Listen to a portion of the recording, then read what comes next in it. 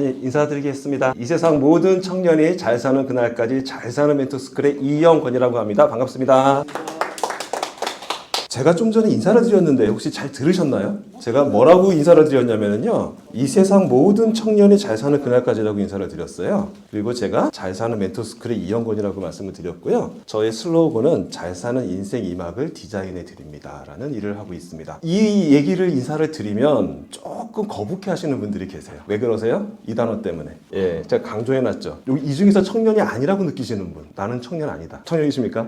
아, 정답이십니다. 손 안 드신 분들은 다 약간 지금 의아스러우시죠? 이 단어가. 그런데 유엔이 지정한 청년의 정의가요 65세까지예요. 그럼 또 65세 넘었으니까 난 또 불편해, 그쵸? 그런데 그 부분을 제가 좀 풀어드릴게요. 외국에 가면은요, 비문에 이런 비문이 적힌 비문이 있어요. 나는 30에 죽었고 60에 묻혔다. 이게 무슨 말이에요? 그럼 30살부터 미라로 살았다는 얘기일까요? 이게 무슨 말일까요? 요게 정답이 될 수가 있습니다. 이분이 유명하신 분인데 30대에 꿈을 이루신 거예요. 그리고 열심히만 그냥 직장생활 하다가 정말 60에 내 신체가 이제 허약해져서 돌아가셔서 땅에 묻혔다는 겁니다. 근데 예전에는 60에 다 돌아가셨잖아요. 그래서 환갑잔치 했잖아요. 그러니까 우리 선생님들의 아버님 세대는 60대면 돌아가셨습니다. 그쵸? 근데 선생님은 지금 다들 건강하게 살아 계시잖아요. 저도 마찬가지고요. 이게 세상의 변화가 있는 부분인데, 어쨌든 그 나이가 중요한 건 아니고요. 중요한 포인트는 여기서 그때 그 60에 돌아가실 그 부모님의 연세에서도 30살이 그때는 되게 나이가 많은 세대였다는 거죠. 지금의 여러분 연세가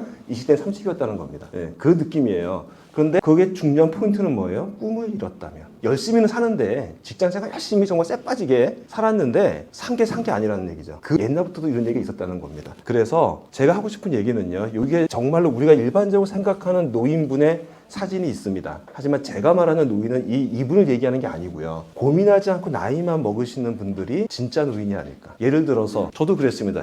20대, 30대 때 아무 생각 없이 그냥 공부 안 하고 나이만 먹어갔어요. 직장생활 할 때도 아무 고민 없이 인생을 어떻게 살까 고민도 없이 그냥 일하라니까 일하고 월급 주면 받고 그런 꿈 없이 살아왔다는 거죠. 그러니까 저는 오히려 옛날이 노인이었고요. 지금은 노인이 아니라는 거예요. 어쩌면 여러분의 인생에서 이거요. 열심히 안 사신 분 없잖아요. 다 열심히 사시지 않았었습니까? 특히나 대한민국 사람들은 열심히 안 살 수가 없어, DNA가. 그런데 열심히만 산 사람, 잘 살려는 고민 없이 열심히만 산 사람, 그분이 바로 이렇게 땅을 치면서 후회를 하신다는 겁니다. 여러분들도 어쩌면입니다. 정말 열심히 살아오셨는데 왠지 조금 갸우뚱해. 좀 잘 산 것 같지가 않아. 왠지. 뭔가 좀 더 해야 될 것 같은데. 그 이유는 바로 여러분이 조금 더 나를 찾고 내 삶을 살지 않으셔서 그런 느낌을 가지셨을 거예요. 그런 의미에서 제가 말하는 청년이라는 것은요, 바로 이 부분입니다. 더 나은 삶을 살고자 하는 마음을 가지시면 다 청년입니다. 근데 아무리 젊었어도 그런 생각 없이 그냥 주어진 대로 바쁘게만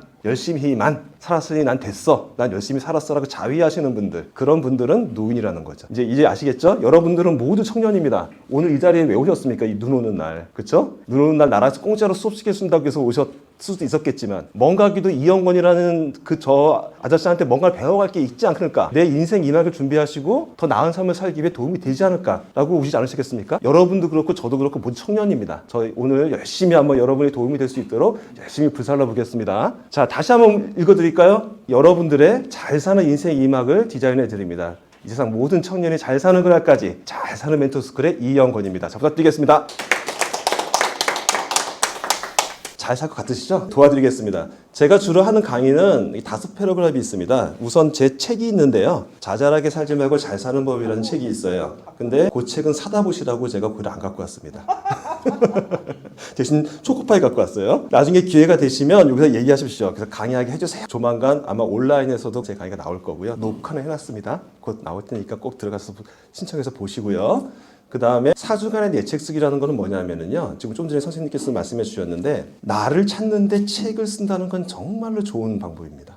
뿐만 아니라 여기 계신 선생님들 다 모두 꽤 많은 시간을 살아오셨잖아요. 앞으로 살 날짜보다 살아온 날짜가 조금 더 많은 느낌? 그런 느낌을 살아오셨잖아요. 그럼 반은 산 거잖아요. 그런데 내가 누군지 몰라. 내가 누구지 과연? 열심히 살아왔는데. 이럴 때 한번 저랑 같이 책을 한번 써보세요. 딱 4주면 됩니다. 한 달이요, 한 달? 한 달이면 책 한 권 나온다고요. 많은 욕심낼 것도 없어요. 한 페이지, 하루에 한 페이지. 1시간이면 쓰시겠죠. 하루에 한 페이지. A4 한 페이지요.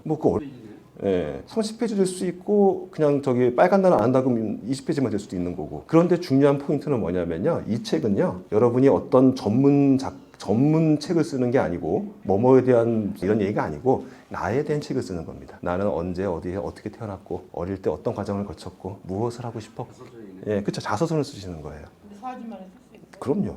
본인 얘기잖아요. 아니 우리 선생님 그러잖아요. 친구랑 막 얘기하다가 3시에 떠들고 나서 집에 가서 전화로 얘기하자 그러고 또 가시잖아요. 그게 왜 가능해요? 3시간 동안 내내 쓴 게 20페이지 넘어요. 3시간 내내 말씀하신 게 그랬잖니 내가 어릴 때 그랬잖니 있잖아 그때 그 나쁜 XX가 이래가지고 이랬잖아. 다 자서전이지 않습니까? 다 자서전이잖아요. 이렇게 자신에 대한 내용을 한번 책으로 적어보시면은요. 내가 어릴 때부터 어떤 걸 하려고 했었었고 내가 어떤 걸 좋아하는 사람이고 어떤 인생을 살고 싶었던 사람이구나가 느껴지고요. 맨 마지막에는 제가 아무 얘기 안 해도 이 책 맨 마지막에는 뭐라고 쓰냐면은 나는 앞으로 이러한 사람이 되겠다 이런 인생을 살겠습니다라고 자기의 나머지 인생의 계획까지 다 적으시죠. 이게 바로 사주매의 내 책 쓰기에 제가 책 쓰기 컨설팅을 하는 이유입니다. 제가 책을 써서 출판사에다 맡겨서 돈을 벌겠다는 얘기가 아니에요. 이 책을 쓰는 과정 중에 우리 멘토님들, 우리 저랑 같이 하는 분을 저는 멘토라 그러거든요. 멘토라고 불러드리는데 우리 멘토님들이 나 자신을 찾으시고 내가 원래 어떤 사람이었는가를 알아내시고 그거를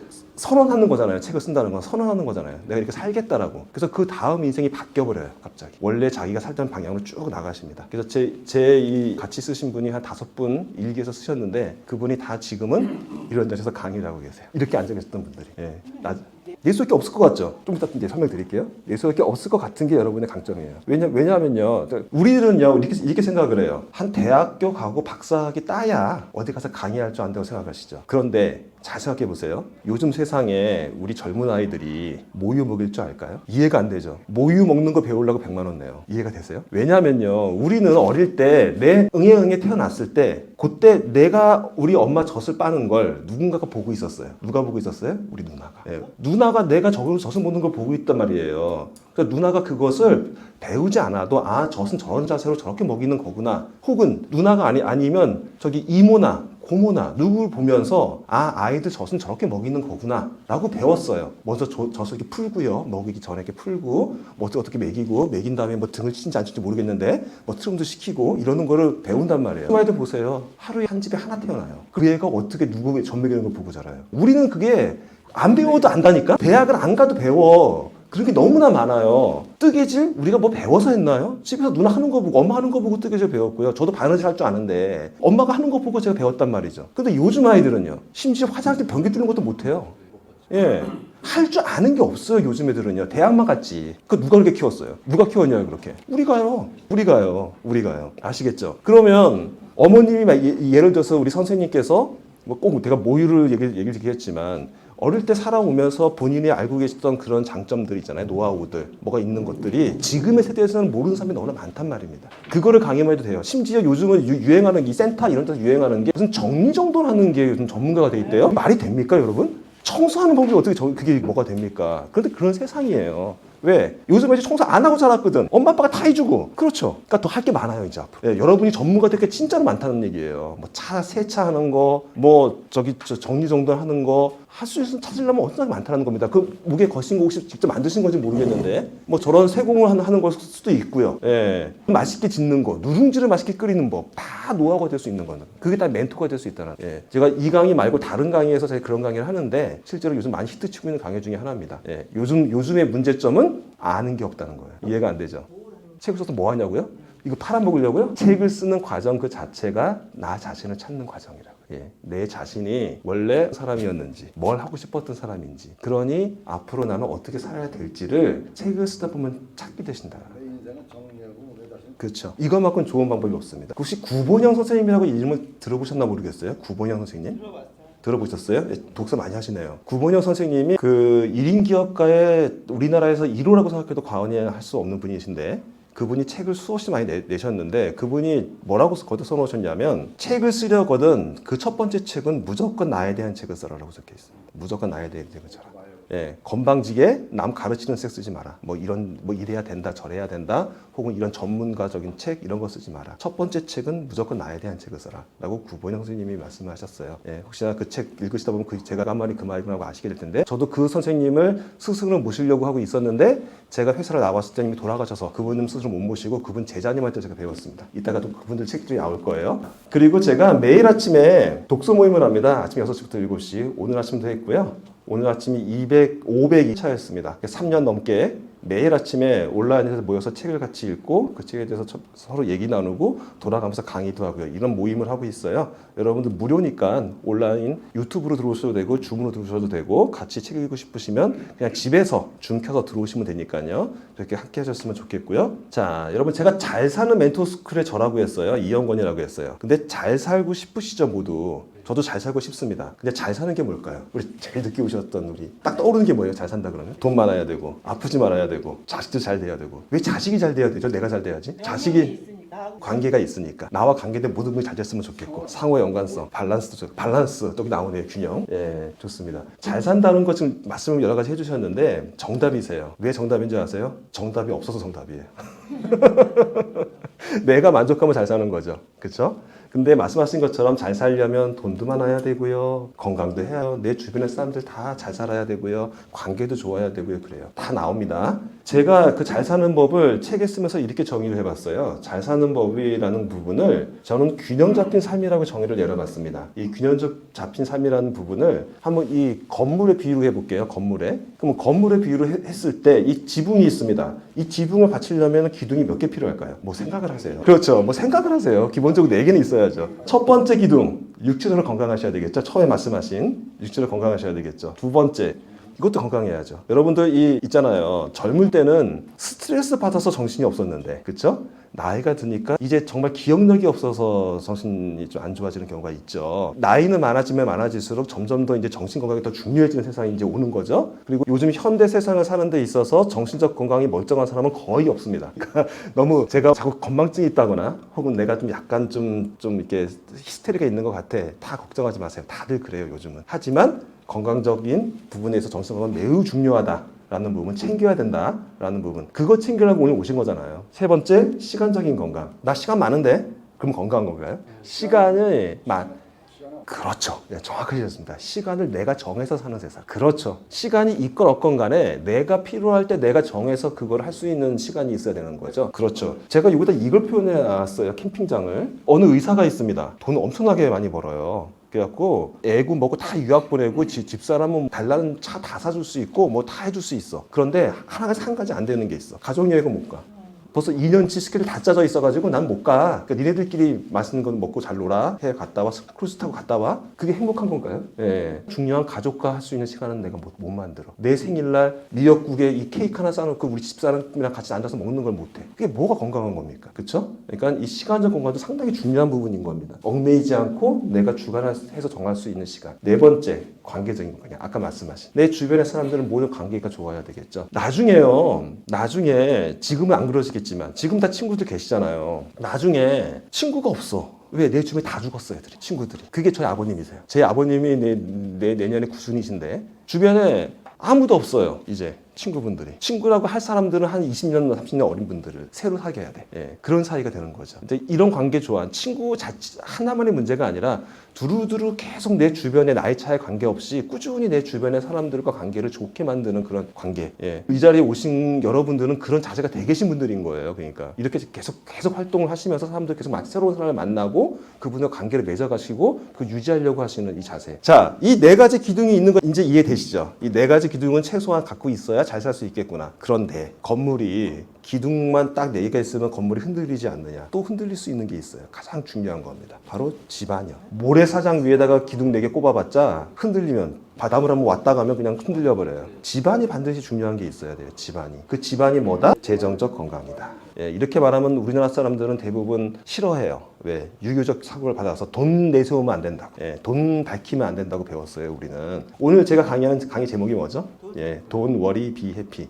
이게 그 팝송에 나오던 건데 기억하시는지 모르겠어요. 예, 근데 원래 영어의 뜻은 걱정하지 마라, 잘 될 거다라는 의미인데 그 돈을 저는 한글로 돈이라고 적었어요. 돈 걱정하라고요. 예, 돈 걱정해야 잘 산다고요. 그 기본적인 부분을 놓치시면 안 된다고요. 그래서 오늘 제 강의는요, 여러분들이 제가 명함은 이걸 드렸지만 제가 지금 자산운용사 대표이사를 하고 있습니다. 금융계의 기관장이에요. 금융 지식 알고 있다는 얘기죠. 예, 돈 공부를 시켜드릴 거예요. 여러분이 몰랐던 자본주의가 뭔지도 쉽게 알려드릴 거예요. 때로는 머리가 아프실 수도 있습니다. 숫자가 막 나오고 막 그래요. 근데 되게 쉽게 알려드릴. 오늘 교육을 저한테 받으시고 나서는 좀 이제 감 잡힌다. 자본주의에서 내가 돈을 어떤 방향으로 벌어야 되는 거였고 어떤 마음으로 해야 되는 거구나 아시게 되실 겁니다. 그 답을 양쪽 방향으로 다 알려드릴 겁니다. 예, 돈뿐만 아니라 이런 인문학적인 방향으로도. 그래서 결론은 이거예요. 돈부터 벌어라라는 내용이고, 돈이 인생의 전부는 분명히 아닙니다. 하지만 이거를 가지려면 돈은 반드시 필요합니다. 맞죠? 예. 그래서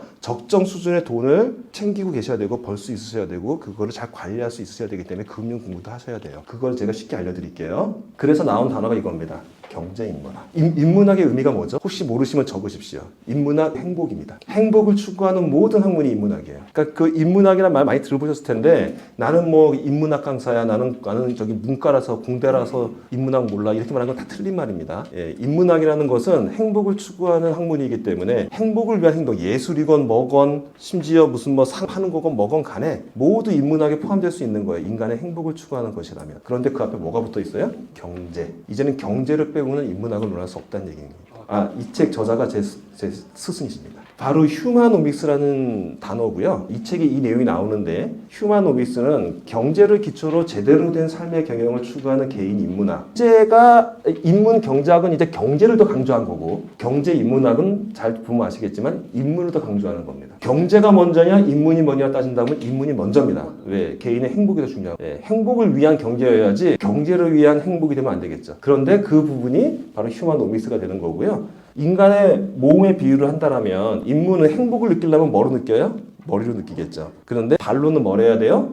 걸어 다니면서 돈을 벌어와야 되겠죠. 그리고 그 돈과 행복을 서로 연결해서 소화를 잘 시키는 이 내장기관. 이 내장기관이 경영인 겁니다. 인간도 경영을 할 줄 알아야 돼요. 개인도 경영을 할 줄 아셔야 돼요. 경영은 회사 사장만 하는 거라 생각하시면 안 된다는 거죠. 내 인생의 경영은 내가 하셔야 된다는 거죠. 그래서 경제인문학이라는 단어가 상당히 의미가 있는 단어이고요. 오늘 강의의 뿌리가 바로 경제인문학입니다. 이 드라마 보셨나요? 우리 여성 멘토님들은 기억나실 텐데 원빈이라는 젊은이가 가을 동화라는 드라마에서 이렇게 얘기를 해요. 얼마면 돼? 얼마면 되겠어? 그랬더니 이쁘장한 이 친구가 나와서 얼마 주실 수 있는데요? 라고 물어봅니다. 송혜교죠? 다들 아시잖아요. 그렇죠? 이 드라마. 진짜 이거 얼마면 돼요? 진짜 얼마면 될까요? 궁금하시죠? 그런데 이 얼마면 될까요의 진정한 질문은 이겁니다. 노후 자금으로 얼마면 될까요? 진짜. 한번 생각해 보셨나요? 여러분의 나머지 인생을 사시는데 자금이 앞으로 얼마가 필요할까요? 난 그거를 만들어 놓고 있는 걸까요? 다를 수도 있죠. 다를 수 있습니다. 근데 그걸 계산을 해봤냐고. 근데 그게 누가 하더라고요가 아니라 스스로 계산을 해봤냐고.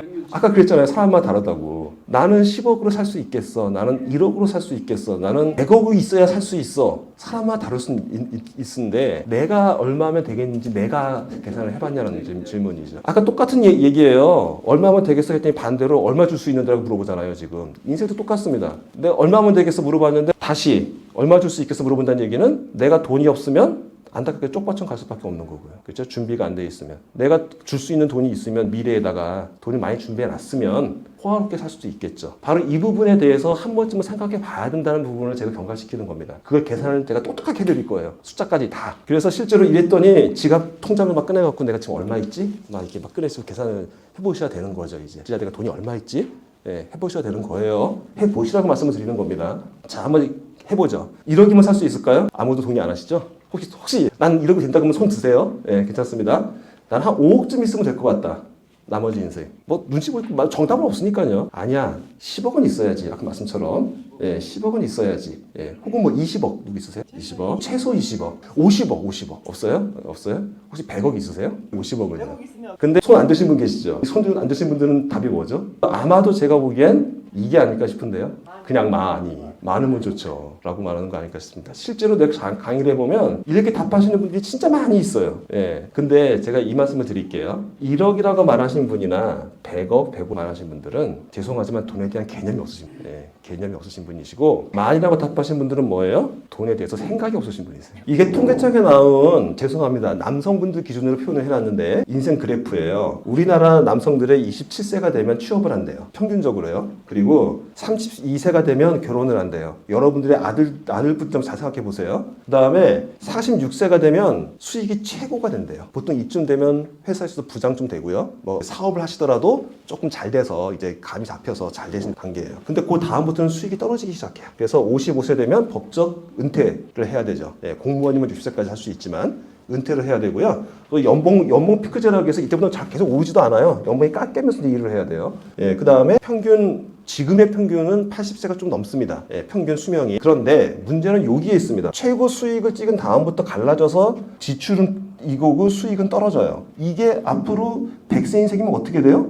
점점 넓어지죠. 그러니까 우리 아버지 세대가 말했던 비용보다 앞으로 우리가 살면서 필요한 비용이 훨씬 많아질 거라는 느낌을 드실 겁니다. 과연 그게 얼마인데? 이걸 우리가 한번 따져보는 거예요. 아까 그 그래프를 조금 제대로 표현을 한 겁니다. 실제로 결혼을 하기 전까지는 보통 수입이 더 많아요. 지출보다. 보통. 그러니까 여러분들 혹시 아직 결혼 안 한 자녀분들 계시면 이때 저축 잘하라고 하십시오. 이때. 왜냐하면 결혼하고 나서는 갑자기 이렇게 뛰거든요. 필요한. 왜? 자녀가 생기잖아요. 그러면 이렇게 자녀 교육비, 육아비가 들면서 이렇게 돈이 많이 필요하게 됩니다. 그러다가 간신히 직장생활 자꾸 잘 버티면 요때 다시 이제 플러스가 되는 계절이 와요. 근데 자식이 또 장가를 가거나 뭐 할 때 또 이거 돈 또 막 들잖아요. 이때 또 역전되면서 이때부터 계속 마이너스야. 그래서 바로 A, B, 여기와 여기가 C, D, 수익이 더 많은 이 지점보다 넓이가 더 넓어지는 세상이 돼 있는 겁니다. 바로 마이너스 인생을 살게 되는 거예요. 우리는 플러스 인생을 살기 상당히 어려운 시대를 살고 있는 거예요. 이 개념을 이해하셔야 된다는 거죠. 지금까지 벌어놓은 게 있고 지금까지 잘 살았으니까 앞으로 괜찮겠지 수도 있지만 아닐 수도 있다는 거를 말씀을 드리는 겁니다. 직장인들의 오해죠. 다 경험하셨을 겁니다. 직장인들이 뭐라고 생각해요? 나는 영원히 이렇게 월급 계속 올려받으면서 끝까지 다닐 수 있겠지라고 생각을 해요. 저 또한 직장을 잘려봤고요. 잘려봤고 지금의 연봉이 제 최고 연봉의 한 5분의 1밖에 안 됩니다. 그 정도로 적은 임금을 받고 일하고 있고요. 네네. 그리고 지금 저는 오히려 지금 사업을 새로 하려고 지금 아까 말씀드린 교육 사업을 하기 위해서 계속적으로 지금 하고 있고요. 아직 수익이 많지는 않아서 제가 공개는 안 하겠습니다. 이게 얼마나 하고 있는지는. 그런데 직장 생활의 수입은 바로 이거라는 거죠. 딱 55세까지만 다닐 수 있는 거라는 거죠. 근데 직장 다니는 동안 사람은 그 다음 인생을 생각하지 않아요. 준비를 안 해요. 우리나라 사람들은. 그게 왜 그런지 설명을 해드릴 거고요. 이렇게 그만두면 그 순간 없어지는 수익을 뭐라고 하냐면요. 임시 수익이라고 하는 겁니다. 따박따박 월급 나오니까 우리는 그게 임시 수익인지 몰라. 그게 좋은 수입인지 알아. 따박따박 월급 나오니까. 그건 임시 수입일 뿐이었던 거예요. 이제 한 직장인의 사례를 보여드릴게요. 그럼 직장인들이 과연 평생 일해서 얼마 버는지 한번 설명해 드릴게요. 직장인들이 이분은요. 처음 입사할 때 연봉 2천만 원에 시작이 됐답니다. 뭐 학교 나오고 바로 입사하니까 연봉 많이 못 받겠죠. 그리고 은퇴할 때는 평균 8천만 원 근데 연봉을 받고 있다가 은퇴를 했대요. 일한 기간은 22년을 일했다고 합니다. 22년. 만 46세에 은퇴를 했어요. 그러면 이분이 번 돈은 어떻게 구할까요? 이분이 번 돈은 이 그래프의 밑에 넓이입니다. 그래서 이거 옛날 수학 시간에 배웠던 건데요. 도형의 넓이 시간에 배웠던 건데요. 최고와 최고를 더해서 나눠서 2분의 1로 만들어서 이렇게 잘라가지고 요 밑에 사각형의 넓이 이렇게 구하죠. 바로 이렇게 구합니다. 2.9 플러스 8천 나누기 2해서 곱하기 22냐. 그래서 총 수익은 11억이 됩니다. 자, 직장생활 평생에서 11억 번다. 이거 알아두셔야 된다는 말씀을 드리는 거예요. 여러분의 자녀분들 혹은 여러분들이 직장생활 한 22년 했다 그러면 11억 정도 앞뒤로 벌었구나라고 느끼시면 되는 거예요. 평균 연봉 5천 정도 버는 분들. 11억 마음에 드세요? 1억 벌자고 쭉 공부했구나. 근데 이 친구가 은퇴할 때 남은 돈, 쓰고 남은, 이 친구도 뭔가 투자하고 남겼을 거 아니에요. 남은 돈 봤더니면 4억이 남아. 그러면 이 친구가 쓴 돈, 생활비겠죠. 생활비는 얼마일까? 11억에서 4억 빼면 7억이 되겠죠. 그렇죠? 자, 22년 동안 일반 우리나라 장년이 남성 한 명이 쓴 돈이 7억이라는 겁니다. 22년 동안. 자, 그 7억을 나눠봤어요. 22년으로. 1년에 3,200만 원이요. 한 남자가 사는데 1년에 3,200만 원 든다는 겁니다. 그리고 한 달에는요, 자녀 없습니다. 265만 원 한 달에 든다는 겁니다. 하루에 9만 원씩 든다는 겁니다. 나 하루에 9만 원 안 쓰는데? 잘 생각해 보세요. 차 타고 걸어 다니는 것만 쓰는 게 아니죠. 어쩌다 한번 옷 한 벌 사죠. 어쩌다 차 한 대 뽑죠. 어느 때 집도 살 수도 있고요. 세금도 내죠. 그거를 다 나누면 내가 돈을 안 내고 싶어도 빠져나가는 돈이 어마어마하게 많지 않습니까? 그걸 다 나누면 20년 동안 나간 돈 다 나눠보면 이렇게 나온다는 겁니다. 말씀 잘하셨어요. 자녀는 안 포함한 겁니까? 내가 다 뺀 겁니다. 자녀와 아내 걸 다 빼고 계산한 겁니다. 그러면 향후에 이 사람이 사는데 얼마가 들까요? 향후에. 이게 제가 물었던 질문이죠. 이 사람은 20년 동안 평균 3,200만 원을 썼어요. 나이가 아직 50 안 됐잖아요. 앞으로 50년 더 살 거 아니에요. 그렇죠? 그럼 50년 곱해보면 3,200 곱하기 50 해볼게요. 그럼 16억 나와요. 근데 이게 과연 16억이 맞을까요? 인플레 계산 안 했잖아요. 대략적으로 그래서 20억이 필요하다고 책에 아까 정확히 말씀하셨어요. 책에 요즘 대부분 20억은 있어야 된다고 얘기가 나옵니다. 20억. 그래서 나온 거예요. 믿을만 하죠. 근데 이런 내용 없이 20억 그러면 누가 믿냐고. 믿냐고요, 이거를. 근데 보세요. 이 사람이 그러면 이 숙제를 해놓고 이제 은퇴하려고 버텼어. 얼마나 버텨야 될까요? 안 잘리고요. 16억을 나누기 8천만 원. 연봉 8천이었잖아요. 잘리기 전 그 연봉 그대로 안 잘리고 20년을 더 일해야 이 돈을 벌 수 있어요. 숨만 쉬고 아무것도 안 먹고 이 돈을 그대로 모아야만. 이 지금 쓴 거 이거 계산 안 하고요. 생활비 없이 그냥 오로지 숨만 쉬고 일해서 연봉 8천을 그대로 20년 동안 모아야 이 돈을 모을 수 있다고요. 지금 무슨 얘기예요? 월급쟁이로는 평생 살 돈을 벌 수 없다라는 거예요. 절대로. 누가 그렇게 된다고 손들고 오면 제가 그냥 소송을 걸게요. 진짜 사기꾼이라고. 그래서 여러분들 앞으로는요, 자녀분들한테 공부 열심히 하라고 가르치지 마십시오. 그 친구는 50 넘으면 굶어 죽습니다. 이제 제가 증명해 보였잖아요. 이게 왜 제가 이렇게 강하게 얘기하냐면 저의 얘기예요. 저의 연봉이기 때문에 제가 다 까서 말씀드리는 거고요. 저의 케이스이기 때문에 자신 있게 말씀을 드리는 거예요. 물론 저랑 다른 사람도 있습니다. 크게 다를까요, 과연? 저보다 더 달라가지고 연봉 1억을 벌었다고 칩시다. 입사하자마자. 그런 사람 있지도 않거니와 있다고 치자고요. 그 친구가 예를 들어서 20년을 일해서 20억을 벌었는데 쓴 돈이 없을까요? 그런 친구들은 씀씀이가 커갖고 매년 해외여행 다녀요. 마찬가지로 계산해보면 그게 거기입니다. 근데 이 지금 데이터가 없으면 그냥 막연해요. 그러겠지. 자, 여러분이 자녀분들 대학 보낼 때 얼마 정도 쓰시나요? 제가 알기로는 1년에 1억 이상 쓰실걸요? 교육비로. 뭐 초등학교 때부터 과외시켰으면 거의 10억은 쓰실걸요? 졸업할 때까지. 그래가지고 아까 얼마 벌었어요? 11억 평생. 직장 보내서. 그러면 왜 10억을 투자해요? 차라리 그 돈 가지고 차라리 그 현금으로 줘요 그냥. 그 친구 사업이나 제대로 해보게. 그렇지 않나요? 그게 더 현명한 거 아닐까요? 제가 이 힌트를 드리는 겁니다. 무조건 공부요. 예전엔 답 맞았어요. 그것도 왜 답인지도 알려드릴게요. 좀 이따가. 자, 그러다 보니 사람들 어떻게 생각해요? 어떻게든지 연봉 올리려고 애를 쓰고요. 저축을 어떻게든지 해갖고 혹은 투자를 잘해가지고 한탕에 막 따답을 벌어가지고 어떻게 해보려고 막 코인도 사고 막 사람들 그래요. 그러면 될 것 같은데 그게 과연 답인가? 그게 답이었으면 좋겠는데 이놈의 경기가 안 좋아지네. 경기 침체라 그러잖아요. 잃어버린 30년 일본이 그랬잖아요. 우리나라 이미 들어섰습니다. 공식적으로 2019년부터 스태그플레이션에 진입을 했고요. 우리나라는.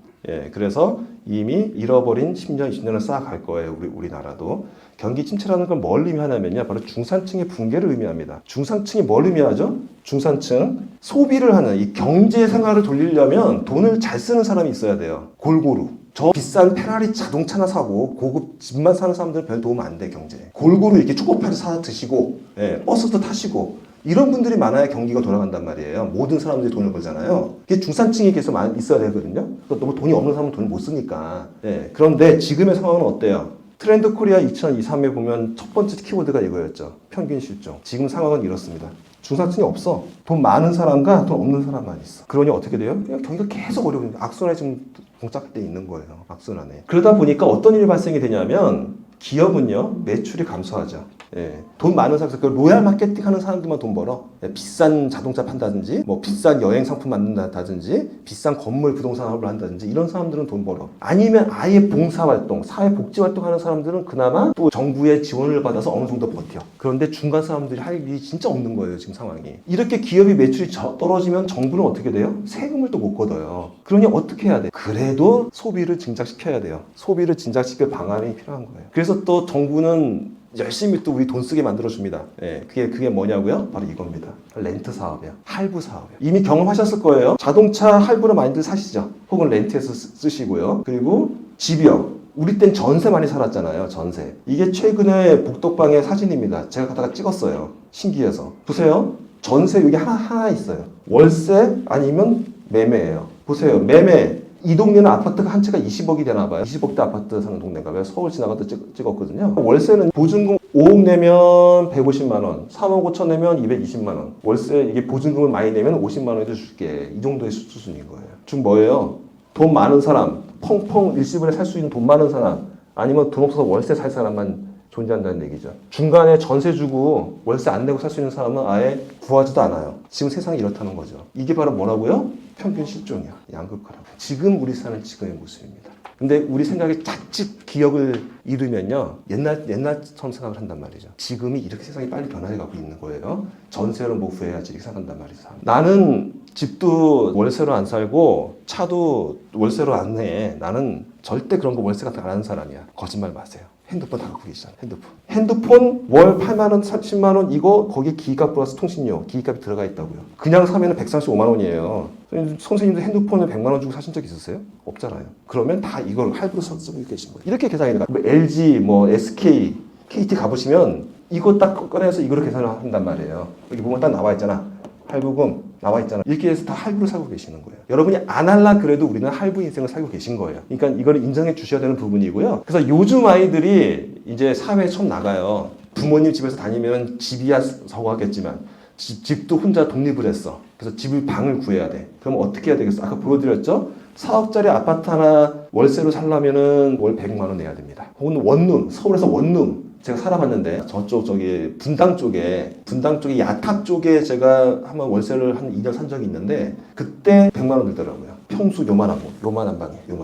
침대 하나 거의 또 있는 그 정도인데 서울 근처라는 이유로 100만 원 들어요. 그리고 자동차 만약에 2천만 원짜리 못 사고 부모님이 안 사주면 내가 어떻게 해요? 할부로 사야죠. 할부금 36만 원이고요. 요즘 아이들은 돈이 없어도 해외여행 갑니다. 그쵸? 예, 해외여행 가잖아요. 해외여행 좀 유럽 갔다 오면 500 듭니다. 예, 그거 1년 내내 할부로 갚아요. 그래서 예, 이렇게 40몇만 원. 그네들은 한 1년에 500만 원 해외여행 갔다 오고 나중에 1년 동안 40만 원 갚는 게 요즘 아이들의 소비 패턴입니다. 그럼 이제 얼마 들어요? 더하면 180여만 원. 그쵸? 180여만 원은 기본적으로 이렇게 그냥 일단 할부로 쓰고 보는 거야. 이게 바로 아까 말씀드린 이러니까 돈이 없어서 못 살 그 구조를 월로 나눠서 사게 만드니까 쓰잖아요. 그러니까 경기는 또 살아가는 거예요. 그래서 정부랑 기업들은 돈을 벌고 정부도 세금을 걷고 이렇게 또 나가는 거죠. 여기서 포인트는 뭐냐면 차가 얼마다가 중요한 게 아니에요. 한 달에 얼마인데. 집이 얼마가 중요하지 않아요. 20억이 중요하잖아요. 살려면 한 달에 얼마 드는데. 이게 중요한 개념으로 이제 소비폭이 바뀌어 있다는 거죠. 그래서 요즘 아이들은 월급의 대부분을 일단 쓰고 보는 거예요. 다. 그냥 매달 나가 그냥. 그렇게 되어 있다는 거죠. 그리고 거기에 또 구독경제란 말이 나옵니다. 이 구독경제란 말 들어보셨죠? 바로 이거예요. 옛날에 우리 우유 배달, 신문 배달 받아봤잖아요. 매일같이 이렇게 집 앞에 보내주는 거. 근데 이 세대는 뭐가 나오냐면요. 여러분 그 정수기 다 집에 쓰시잖아. 근데 정수기 한 달에 3만 원 뭐 이렇게 내시면 20개월 지나면가 뭐 40개월 지나면 내 거 되고 그거 있잖아요. 냉장고나 뭐 이런 거 스타일러나 택시타크나 다 요즘 그렇게 팔거든요. 그게 이제 2세대 구독경제예요. 3세대 구독경제가 이제 대단한 거죠. 여러분 핸드폰에 아까 핸드폰 사는 돈만 나가느냐? 그게 아니에요. 핸드폰으로 유튜브 보시고 드라마 보시고 뭐 하시면서 돈 나가는 거 혹시 아시는지 모르겠어요. 그 돈이 어떻게 나가느냐를 설명을 좀 약간 드릴게요. 이건 뭐냐면요. 구독 상자라는 건 뭐냐면 그런 게 있어요. 어느 구독에는요. 저기 술을 구독해 주는 게 있습니다. 매달 새로운 술을 이렇게 3병씩 보내죠. 그러면은 이제 애주가들은 그걸 이렇게 까보는 재미가 있어. 그래서 오늘은 막걸리랑 위스키랑 뭐가 왔네? 그래서 그거 이제 한 달 동안 재밌게 이제 까먹어. 그럼 다음 때 새로운 게 또 와. 근데 그게 예를 들어서 1년 약정에 100만 원이야. 그래서 한 달에 10만 원 해당되는 술을 보내줘. 뭐 그런 게 있어.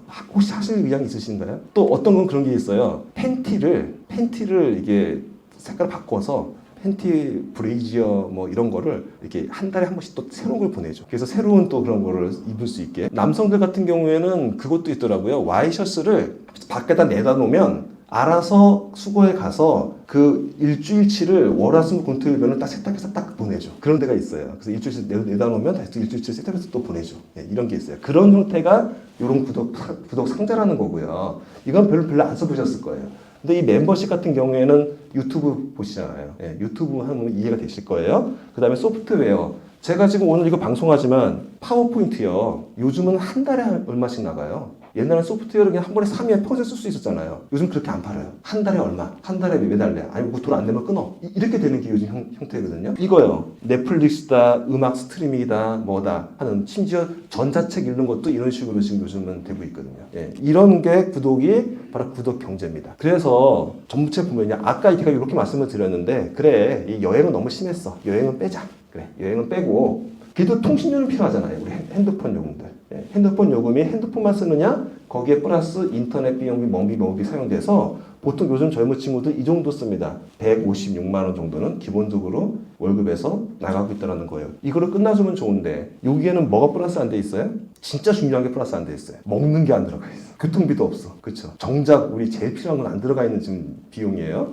근데 거기에다가 이제는 구독경제라는 게 생겨가지고 여기 써있잖아요. 40대 김지훈 씨가 쓴 돈이 5만 5천 원이라고요. 그럼 젊은 아이들이 쓴 돈은 어떨까요? 저도 요거보다 더 많이 씁니다. 알게 모르게 구독경제라는 거로 계속 빼가요. 이거 지금 제가 파워포인트 만들고 이쁘게 만들려고 쓰는 프로그램이 있거든요. 그것도 16,000원 나가요, 매달. 네, 그거 쓰는데. 그리고 또 제가 줌방송 한다고 했잖아요. 줌방송 하는데 줌 사용료도 1년에 20몇만 원 나가요. 그것도 계속 월로 까져나가고 있어요. 그러니까 크게 돈을 내라 그러면 못 내지만 매달 조금씩 내. 그러면 사람이 나도 모르게 내기 시작하거든요. 이렇게 주구장창 우리 돈을 빼가고 있다는 겁니다. 계속 살금.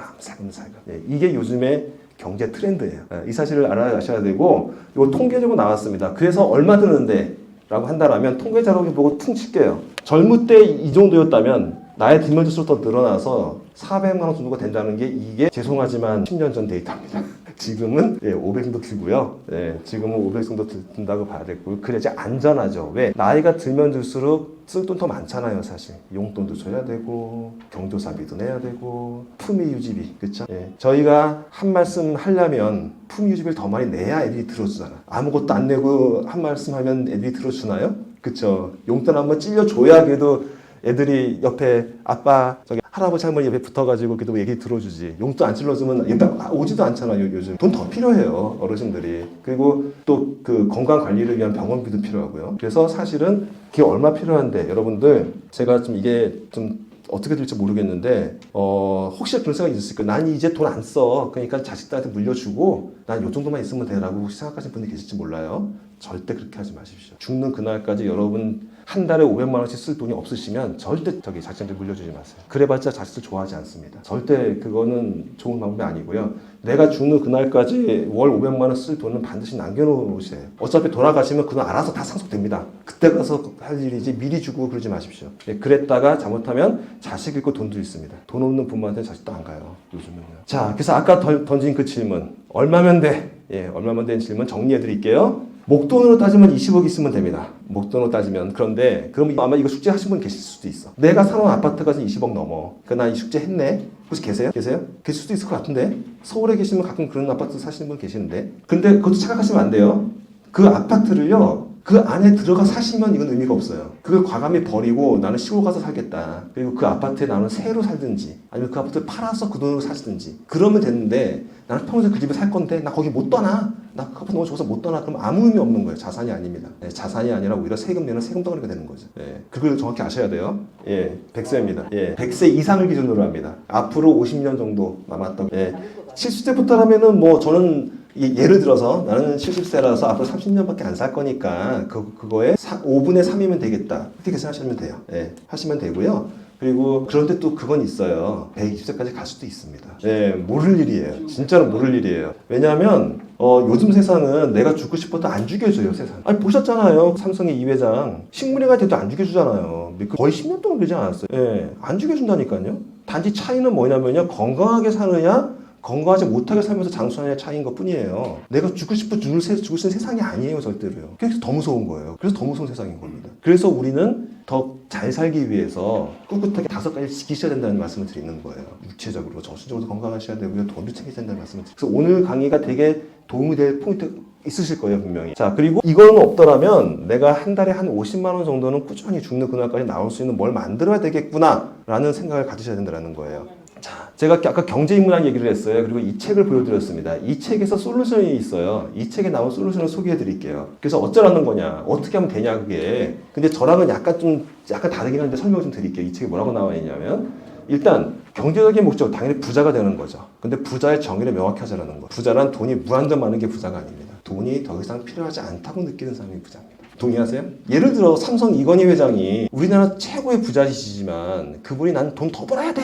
난 이거 2배로 벌어갖고 세계 1위가 될 거야 라고 하면 그분이 부자인 걸까요? 그분은 가난하신 거예요. 근데 산에 계신 스님께서 나는 돈 필요 없다. 돈 전혀 필요 없다. 난 이렇게 살다 죽으련다. 돈 갖다가 시주로 해도 안 받아. 그런 분은 부자시죠. 돈이 더 이상 필요 없으신 분이시니까. 우리도 마찬가지예요. 내가 한 달에 한 200만 원밖에 안 벌지만 이거로 충분해. 난 더 이상 쓸 돈도 없고 욕심도 없어. 실제로 불편을 못 느껴. 그렇게 사신다면 그분은 부자이신 거예요. 그래서 그걸 얘기하는 거고요. 부자가 될 수 있는 4가지 방법이 있답니다. 하나는 역시 부모님 잘 만나서 많이 돌려받으면 부자 될 수 있겠죠.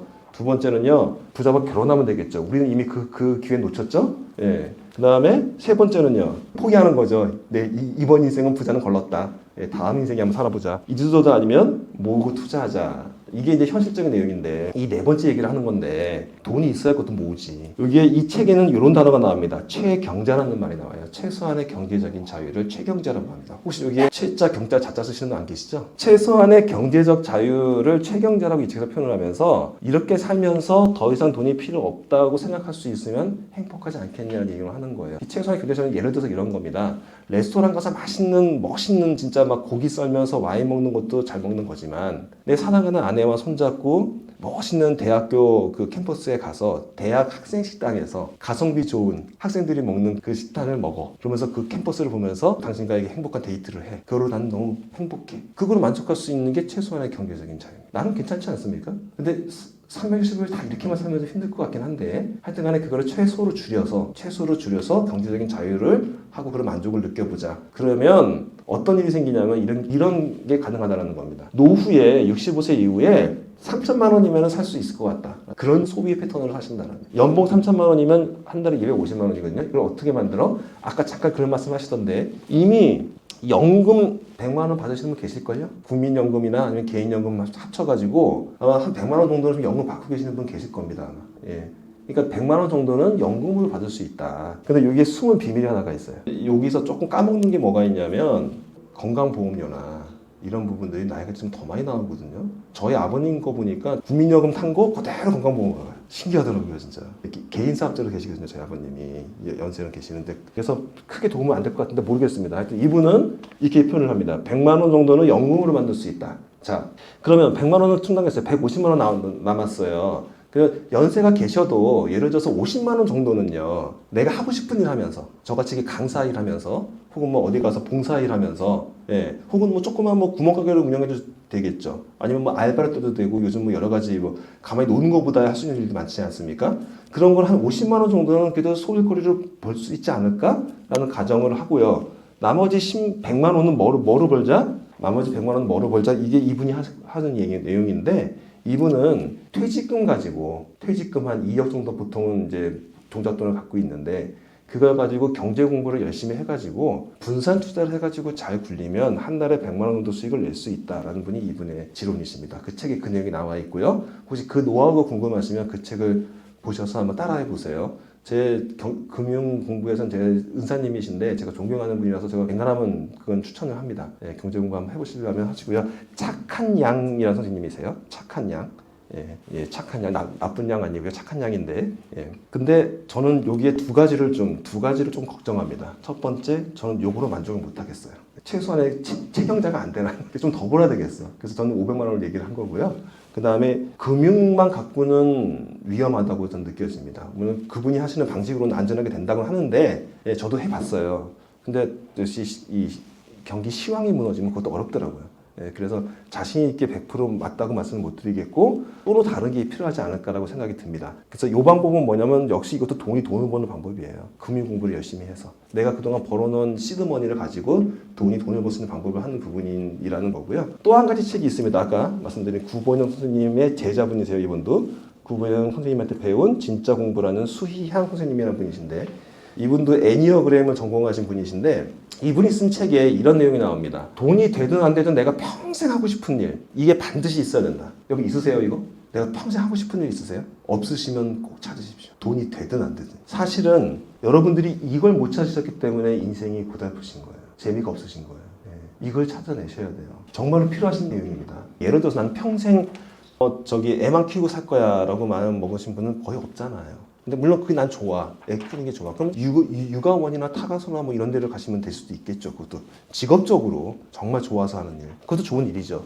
이렇게 자기가 평생 하고 싶은 그 일이 뭔지를 못 찾으셔서 힘든 분들이 계시기 때문에 제가 아까 말씀드린 4주 만에 내 책 쓰기를 권하는 내용 중에 하나예요. 그걸 하다 보면 그걸 찾게 되시요. 예. 내가 하고 싶은 일이 뭐였구나라는 부분을. 두 번째, 좋아하는 일이 밥도 되는 일. 그러니까 요게 돈이 되는 일이야. 그럼 좋겠죠.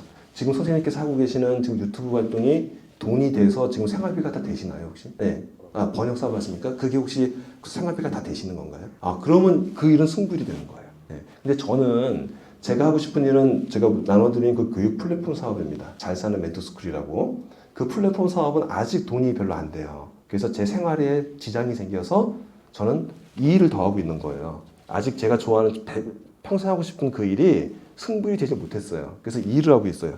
이 일이 밥벌이가 될 때까지 버티려고 하는 일, 예, 생활비 버는 일, 예, 그거로 예, 좀 말이 이상하지만 대표이사를 하고 있어요. 이상하죠. 예. 이게 무슨 차이냐면요. 예전에 이게 없는 분들은 직장 이꼴은 접니다. 제가 삼성전자에 다녀요. 뭐라고 얘기해요? 삼성전자의 이원권입니다라고 얘기하죠. 삼성전자에 나갔어요. 퇴직했어요. 전 뭐죠 그러면? 삼성전자 다녔던 이원권입니다. 이게 통하나요? 예, 안 통하죠. 그거로 이제 끝나버리는 거예요. 그러니까 내 아이덴티티가 흔들려 이제. 내가 뭐지? 근데요. 이영권의 삼성전자입니다라고 얘기한다면 이거 달라지죠. 똑같은 삼성전자라는 걸 운영을 하더라도요. 삼성전자에 뭘 개발하든지 뭐 하든지 하더라도 이건 이영권이라는 사람이 개발한 삼성전자의 뭐 아이폰입니다. 무슨 애플폰입니다. 몬폰입니다. 얘기할 수 있는 그런 사람이다 그러면 얘가 달라지죠. 아이덴티티가 내가 있잖아요. 예, 내가 삼성전자 연구원으로 있는 그런 삼성전자인 거지 내가 삼성전자는 아니야. 예, 이게 진정한 전 거예요. 저는 지금요 이 일을 하고 싶은데 이 회사에서 대표이사를 하고 있는 것 뿐이에요. 남들은 대표이사를 하니까 되게 부러워하는데 저는 이거 되게 하기 싫어요. 빨리 은퇴하고 싶어요. 왜? 주령일 뿐입니다. 생활을 위해 사는 일 뿐이에요. 저는 이거를 평생 하고 싶어요. 예. 이게 저의 아이덴티티라는 거죠. 이게 인생 1막과 2막의 저의 차이입니다. 여러분도 그걸 힌트를 가지신다면 이런 말이 이제는 한우물판 망하는 세상이 됐구나라는 거죠. 왜? 백세인생이라서 그렇습니다. 자, 그래서 앞으로의 수입은 하나 가지고 한 탕에 뭐가 되는 세상이 아닙니다. 조금씩 여러 개에서 수입을 만들어내셔야 돼요. 왜요? 제가 아까 연봉 8천에 은퇴했다고 했잖아요. 어디 가서 연봉 8천 준 적도 어디 있어요? 그런 장사도 있나요? 편의점 열어도 제가 알기로 주인한테 떨어지는 게 2~300밖에 안 떨어지는 걸 알고 있어요. 편의점 하나 운영을 해도. 예. 왜냐하면 그 관리비 주고 뭐 주고 아르바이트 다 주고 나면 유일하게 그 한 500에서 버는 분을 제가 아는데 그분은 아르바이트를 안 쓰고 혼자 다 해요. 가족과 12시간 교대로. 예. 그래야만 500 이상 벌어요. 그게 요즘 그러니까 한 탕에 뭘 하려고 하면 안 돼요. 예.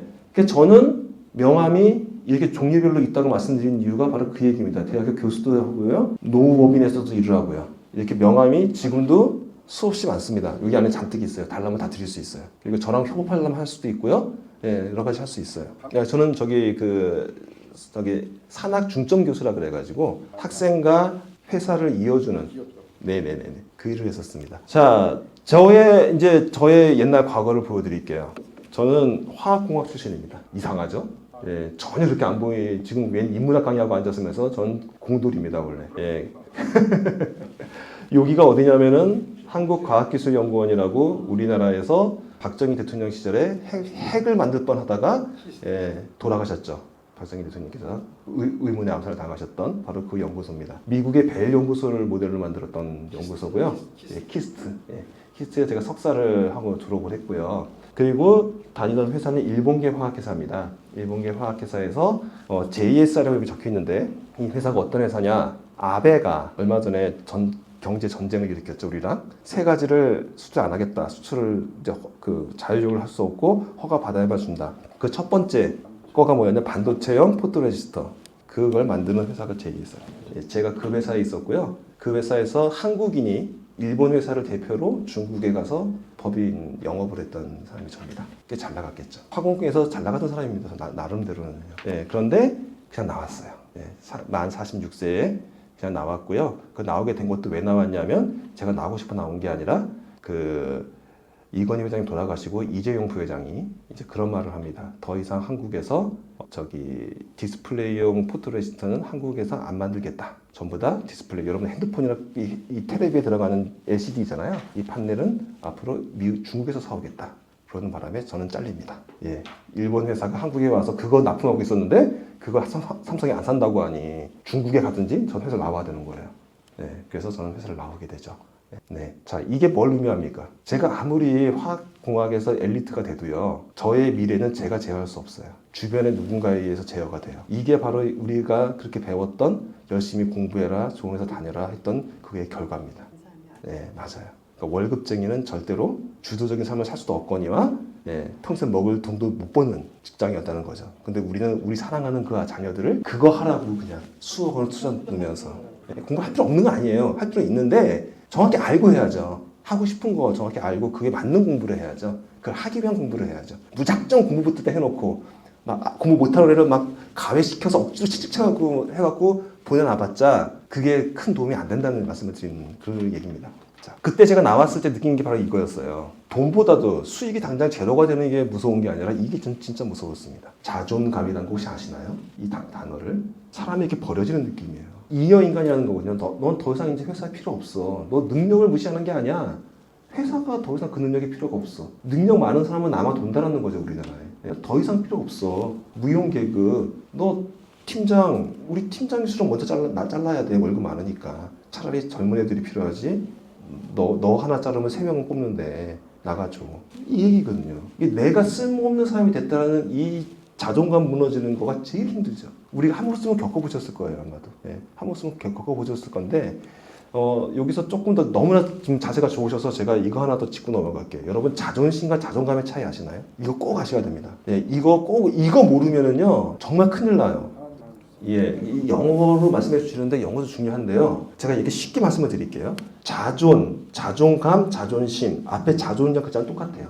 그렇죠? 스스로자, 존중할 존자. 나를 존중한다는 뜻이에요. 그런데 뭐가 차이냐면 주어의 차이입니다. 자존심은요, 남이 나를 존중해 줬으면 하는 마음이에요. 자존감은요, 내가 나를 존중하는 거예요. 그래서 자존심이 약한 사람들은요, 자꾸 화를 내요. 너 나한테 왜 이래? 너 왜 내 말을 못 알아들어? 라고 하고 자녀한테까지 자존심을 내세워요. 너 아빠가 얘기했지 그러라고. 밥잘 먹으라고 했지. 왜 너 공부 열심히 하라고 했지. 이러면서 화를 내요. 이게 자존심이 소위 말해서 강하다는 사람이 하는 행동들이에요. 근데 자존감이 강한 사람들은요 평온합니다. 누가 나 욕을 하더라도 평온하고요. 회사에 잘려도 평온합니다. 내가 나를 존중하기 때문에. 이 사실을 이해를 하신다면 여러분이 앞으로 사실 때 자존심을 세워야 돼요? 안 세워야 돼요? 자존심은 버려야 될 것이고요. 자존감을 세워야 될 것입니다. 근데 이 단어 자체를 모르시기 때문에 자존심에 포커스 하시는 분이 되게 많아요. 그래서 연세가 드셔서도 자꾸 화를 내시고 막 그래요. 지하철 안에서 너 젊은 친구들 왜 저기 자리 안 양보 안 하고 뭐 하고 화를 내시는 분 계시는데 이게 힘이 세신 거야. 감이 세신 게 아니라. 물론 그 친구 잘못했죠. 어른이 계시면 양보해야지. 하지만 그렇다고 그 어르신이 화를 내면 누가 그분을 존경하겠습니까? 다 손가락질하지. 그러죠. 그렇죠? 예.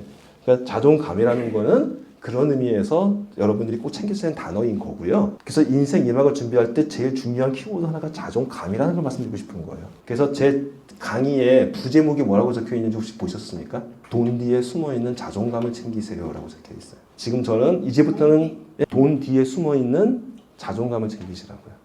무조건 돈 챙기라는 얘기가 아니고요. 그 뒤에 숨어있는 자존감을 챙기시라고요. 이제 그 주제에 대한 내용을 말씀을 드리겠습니다. 잘 사는 게 뭘까라고 제가 이렇게 회사에 잘려가지고 이렇게 고민을 하다가 쓴 책이 바로 이 책이에요. 이 책이고 그게 왜 이렇게 잘못 꼬였을까를 보니까 우리나라는 이렇게 살아왔죠. 나이가 딱 정해져 있고요. 이 길이 딱 정해져 있어. 이걸 벗어나면 혼나. 그래갖고 요거로 벗어나잖아? 옆에서 장난 아니야. 대학 가야지, 결혼해야지. 애는 왜 안 낳아? 결혼했는데. 제가 이 말 진짜 많이 들었어요. 저 결혼을 하고 싶어 한 게 아니라 30이 되니까 결혼을 하라 해서 어쩔 수 없이 했어요. 근데 애가 안 써요. 불임이야. 난임이야. 누구 낳기 싫어 안 낳나? 열심히 해도 못 낳는데 옆에서 사람들을 계속 욕해. 너 왜 애 안 낳고 그래? 얼마나 상처를 줘요. 그걸 10년을 겪었어요, 진짜. 그래서 마흔에 간신히 애 하나 만들었는데 그게 정말 눈물 날 정도로 서러워요, 진짜로. 근데 왜들 그러죠, 옆에서? 왜들 그렇게 말이 많죠? 자기 인생도 아닌데? 그리고 또 때 되면 집 사야지. 뭐 해야지. 옆에서 그런 얘기 많이, 지금도 많이 들으시죠? 아이고, 빨리 저거 해야지. 뭐 하고 있어? 애한테 뭐 넘겨줬어 뭐 했어 뭐 이런 얘기하고 막 그러시는 분들 옆에서 계실 거예요. 괜히 다 무시하세요. 여러분이 하고 싶은 대로 하는 게 중요한 겁니다. 자기들이 자존. 그러니까요. 왜 남을 자기가 가르치려고 들어요? 그런 분들이 자존심이 강한 사람이에요. 자존감 강한 사람은 절대 남한테 뭐라고 얘기하지 않습니다. 자, 근데 우리는 이렇게 하라고 인생 교과서가 정해져 있었어요, 지금까지. 네, 이렇게 하고, 이렇게 해야만 되는 거야, 우리의 인생은요. 그래서 썼습니다, 대한민국은요. 아까 이 그래프 보여드렸잖아요. 80세가 시대규명이라고 했잖아요. 지금 이렇습니다. 2020년도에 평균 수명 80세였어요. 근데 이 19년도에 지금 83세입니다. 10년 만에 3, 4살씩 올라가고 있어요. 평균 수명이. 그래서 10년 후에는 6세 늘어날 거고요. 그 후에는 한 30년 좀 후쯤 되면 10년이 더 늘어나 있을 거고요. 50년 후에는 20년이 늘어나 있습니다. 그래서 제가 죽을 나이에 대해서는 평균 연령 100세가 된다는 얘기를 하는 건데 장담 못해도 이 커브가 이렇게 올라갈지 모르잖아요. 그래서 지금도 아까 말씀하셨지만 70세니까 앞으로 뭐 어쩌겠지요 얘기하시지만 70세라고 해도 이게 어떻게 될지 몰라요. 그래서 120세 갈지 몰라요. 한번 과거로 가볼까요? 못 믿겠으면? 한번 과거로 가볼게요. 제가 72년생입니다. 제가 이렇게 젊어 보여도 50은 넘어요. 예, 제가 72년생인데 제 72년생일 때 저의 아버님의 아버님, 그러니까 저희 할아버님은 그때 이미 58세에 돌아가셨어요. 환갑 못하고 돌아가셨다고. 이때 이 평균 수명입니다. 실제 데이터예요. 예, 그러니 당연하잖아요. 이때 우리 아버님은 저한테 뭐라고 했냐. 영건아, 너 야구 선수 하고 싶은 거 아는데 그딴 거 하지 말고 공부나 해. 그리고 좋은 대학 가서 회사나 들어가. 그러면 평생 잘 먹고 살 수 있어. 그거만큼 좋은 직장이 없어라고 가르쳤어요. 저를. 그래서 저는 그 말대로 했습니다. 그래서 화학회사에 갔고요. 그 말씀대로 60세 다 될 때까지 잘 다녀봤는데 쥐뿔? 네. 달라진 건 바로 이거예요. 그때 보세요. 그분 저희 아버님의 입장에서는 모든 사람이 60세에 돌아가시잖아요.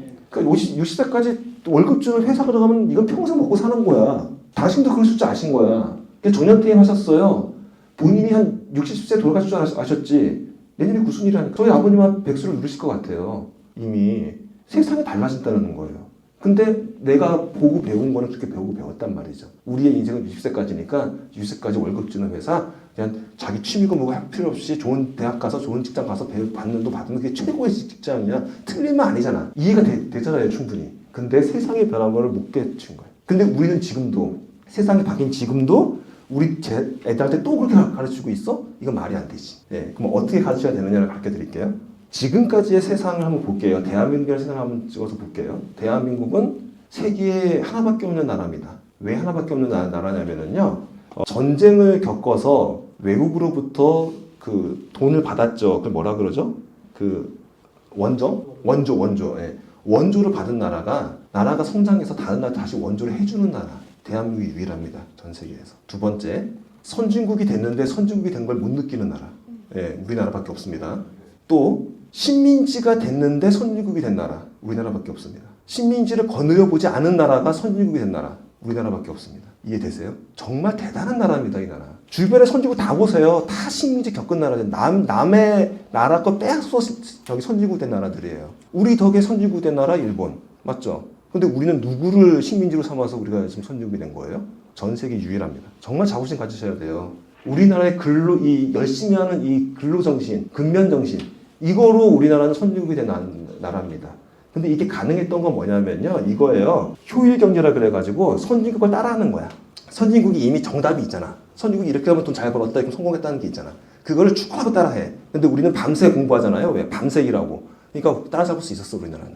그래서 빠른 시기에 선진국이 됐어요. 근데 문제는 뭔지 아십니까? 이제부터가 문제입니다. 선진국이 된 이제부터는요, 우리나라는 창조경제를 겪어야 돼요. 창조경제. 이 창조경제라는 게 뭐냐면요. 우리나라가 선진국이에요. 이제 다 인정하시잖아요. 우리나라가 선진국인 거. 선진국인데 누굴 따라해요, 이제? 따라할 게 없잖아, 이제. 우리가 만들어내야 돼. 창조를 해내야 된다고요. K컬처 우리나라가 세계 1등인데 누구 따라해? 지금 K컬처 1위 된 애들은 마이클 잭슨을 따라서 해서 성공했지만 이제부터 앞으로 나갈 때는 마이클 잭슨이 아닌 우리가 스스로 뭔가 창조해서 1등을 해 나가는 게 지금 K컬처 아니겠습니까? 네. 그것처럼 모든 거가 이제 우리나라가 스스로 계속 시도하고 실패해가지고 뭔가 새로운 걸 만들어내고 창조를 해내야지 계속 우리나라가 선진국으로 갈 수 있는 거예요. 이런 나라에서 과연 공부만 열심히 해도 될까요? 창조를 할지 모르면 안 될 것 같아요. 그래서 바로 이겁니다. 도서관에 이렇게 처박혀서 열심히 공부해서 새까만 옷 입고 면접 보면 자격증 따면 다 취업될 수 있었어요. 우리 때는요. 그렇죠? 이게 왜 그랬냐면 추격경제 시대여서 그랬던 겁니다. 그러니까요. 내가 생각 골라서 갔잖아요. 지금은 서울대 나와도 못 가는 거 아시죠? 서울대 나와도 취업이 안 돼요. 그걸 왜 보내 자꾸? 이해가 안 돼. 취업이 안 된다고 서울대 나와도요. 바로 그래서 이 교과서가 나왔던 거예요. 그때는요. 추격경제 했더니 이 교과서가 나왔어요. 인생 교과서가 있어. 그런데 지금은요. 이분이 누구시죠? 세계적인 사과장수죠. 애플사. 예, 이분이 대학을 나왔나요? 대학을 자퇴하셨습니다. 예, 못 들어서 못 간 게 아니라 가서 몇 달 수업 들어봤더니만 들을 게 없다. 야, 이 시간 아깝다. 난 나가서 저 기업할래. 그게 맥킨토시 회사예요. 예, 더 웃긴 거 뭔지 아세요? 지가 만들어 놓고 지가 잘렸어요, 그 회사에서. 예, 또 다시 들어가고 아이폰 만들어서 좀 대박 나고, 예, 그리고 이제 아깝게 암으로 돌아가셨는데, 이런 분을 우리가 전문용어로 뭐라 그래요? 또라이. 그쵸? 평범하지 않잖아요. 이런 짓을 한 거예요. 남들은 요 우물에 이렇게 다 살고 있는데 어항에 혼자만 뛰어 넘어간 거예요. 그래서 핸드폰 만들었어. 그러니까 어떻게 돼요? 이 많은 사람들이 다 일로 오죠. 아이폰으로 오죠. 앞으로의 인생은 창조경제라는 건 이렇게 사는 사람이 필요한 세상이에요. 여러분의 자녀분한테 또라이가 되라고 가르칠 용기 있으십니까? 네. 그렇다고 해서 공부하지 말라는 뜻이 아닙니다. 이분은 학교를 넘어가서 정도의 이미 지식을 쌓고 머리가 좋은 사람이기에 그걸 해낸 거예요. 그러니까 무조건 공부하지 말라는 얘기가 아니고요. 학교에서 이 고정관념이 박혀있는 수업, 그 수업 갖고 답을 하려고 하지 말고 내가 하려는 걸 빨리 찾아서 거기에 대한 공부를 해야 되고 필요한 거 공부해서 그 창업도 해보고 창업에서 실패도 해보고 이 경험들을 쌓을 수 있는 그걸 하라는 말씀을 드리는 거예요. 자, 우발 하라리라는 유명한 작가, 사피엔스로 쓴 유명한 작가가 이 책에서 이런 말을 했습니다. 21세기를 위한 재현, 21가지 재현이라는 책에서 제가 이 패러그래프 되게 좋아하는데 402페이지에 있습니다. 우리는 지금 인간을 해킹하는 시대에 살고 있다. 우리 개인의 존재와 삶의 미래에 대한 통찰권을 갖고 싶다면 알고리즘보다 아마존보다 더 빨리 달려야 한다. 그들보다 먼저 나 자신을 알아야 한다. 이게 뭔 얘기인지 혹시 딱 들으면 답이 와 주시나요? 이게 코로나 직전에 베스트셀러였던 책이거든요. 근데 이 사람이 뭘 이제 걱정을 했냐면 21세기에는 AI 시대가 온다. 지금 챗 GPT 막 난리가 아니지 않습니까? 챗 GPT 때문에 뭐 직장이 다 없어질 거다 이런 얘기 하는데 이 사람은 그 전에 먼저 예언을 한 거예요. 이렇게 이미 여러분들 핸드폰 딱 키시면 뭐가 떠요? 내가 어제 봤던 게 뜨죠. 내가 좋아할 만한 거 뜨죠. 내가 어제 핸드폰이라 내가 어제 백을 예를 들어서 명품 백을 검색했으면 그 다음날 핸드폰에 자기도 모르게 갑자기 핸드폰에 백에 대한 내용들이 막 나와요. 내가 어제 손흥민이 축구를 봤으면 프리미어리그에 대한 내용들이 막 또 떠올라요.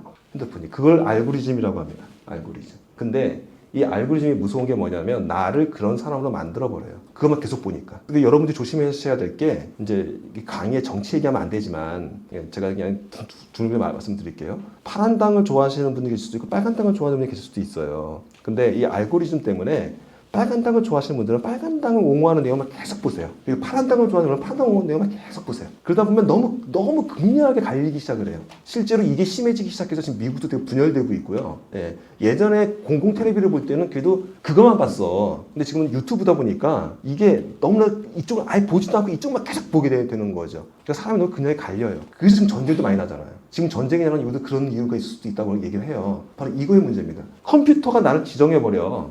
너는 빨간 경향의 사람이야. 그러니까 새빨개져 아주 그냥. 그렇게 계속 그걸 보내는 거예요. 원래는 그렇지 않을 수도 있는데. 나도 파란 거, 빨간 거 다 볼 수 있는 사람인데. 예. 그런 부분들을 빨리 잊기 위해서는 그들보다 내가 먼저 나 자신을 알아야 된다는 얘기입니다. 나 자신을 아는데 알고리즘이 도움은 필요 없어요. 나를 아는 데는 내가 나를 돌아봐야죠. 내가 나를 돌아봐야죠. 이 사람도 이런 말을 한다는 거예요. 나 자신을 알아봐라. 다른 책들 다 읽어보십시오. 요즘 나오는 책들, 그 코로나 때 책이든 뭐든 제가 코로나 때 책을 한 300권을 읽었는데 거기 제가 다 서무리를 하면서 느낀 게 뭐냐면 맨 마지막 결론은 다 하나같이 이거예요.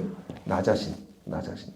지금 인생 이막을 사실 때도 제일 중요한 포인트는 나 자신을 찾는 겁니다. 그러지 않고는 아무 헛맥락은 헛소문이 된다는 거예요. 그래서 나를 향해 가십시오. 나를 찾아가는 여정 그 위에 당당히 서십시오. 인생 이막은 나답지 않게 살아봤잖아. 예. 그럼 인생 이막만이라도 나답게 살아야 될 거 아니에요. 얼마 전에 출간된 유영만 교수가 그런 걸 했더라고요. 50세가 넘었습니까 독자분? 그러면 개를 드십시오 그러더라고요. 그 개가 뭘까 했더니만 나답게래요. 나답게. 예. 나답게 살지 못하면 잘 산 게 아니라고 딱 지정을 해놓고 책을 시작하시더라고요. 바로 이렇게 하셔야 된다는 겁니다. 지금까지 살아온 방식 그대로 그냥 나 살래. 예. 이거로는 아무리 열심히 하셔도 만족을 못 느끼신다는 거예요. 나다운 게 뭔지 찾아서 그 나 다음으로 가셔야 됩니다. 바로 이 인생 교과서를 떠나셔서요.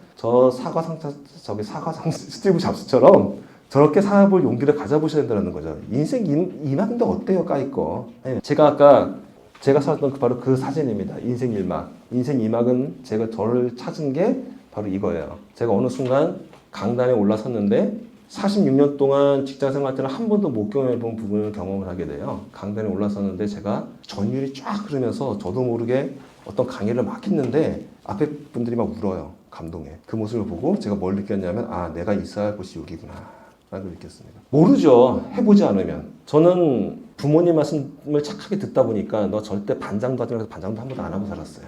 남 앞에 서는 걸 두려워했어요. 아마 서면 안 되는 줄 알았어요. 부모가 하지 말라니까. 근데 알고 보니 남 앞에 서야 잘 되는 사람이었던 거예요. 해봐야 알잖아요. 그걸 누가 알아? 그래서 저는 지금부터도 계속적으로 새로운 걸 해보고 있습니다. 어린아이처럼 닥치는 거 다 해보고 있어요. 그래서 거기서 날 찾으려고요. 내가 정말 해야 될 일을 찾으려고. 여러분들도 잘 사주고 싶어서 오셨으면요, 용기를 가지신다면 어때요? 까짓거 어린아이 마음으로 다 해보세요. 큰 돈 드는 거 아니면요. 근데 꼭 뭐 해보라 그러면 괜히 큰 돈 들이고 공부한다? 우리나라 사람도 꼭 그래요. 회사 그만두고 뭐 좀 해보세요 그러면 꼭 대학원 지원해서 그 몇백만 원 주고 공부한다? 지금 그거 왜 하세요 도대체? 좋잖아요. 하겠다고. 하겠다면 돈이 나와요? 나올 수도 있죠, 물론. 물론 나올 수도 있습니다. 나올 수도 있는데 그게 먼저가 아니고요.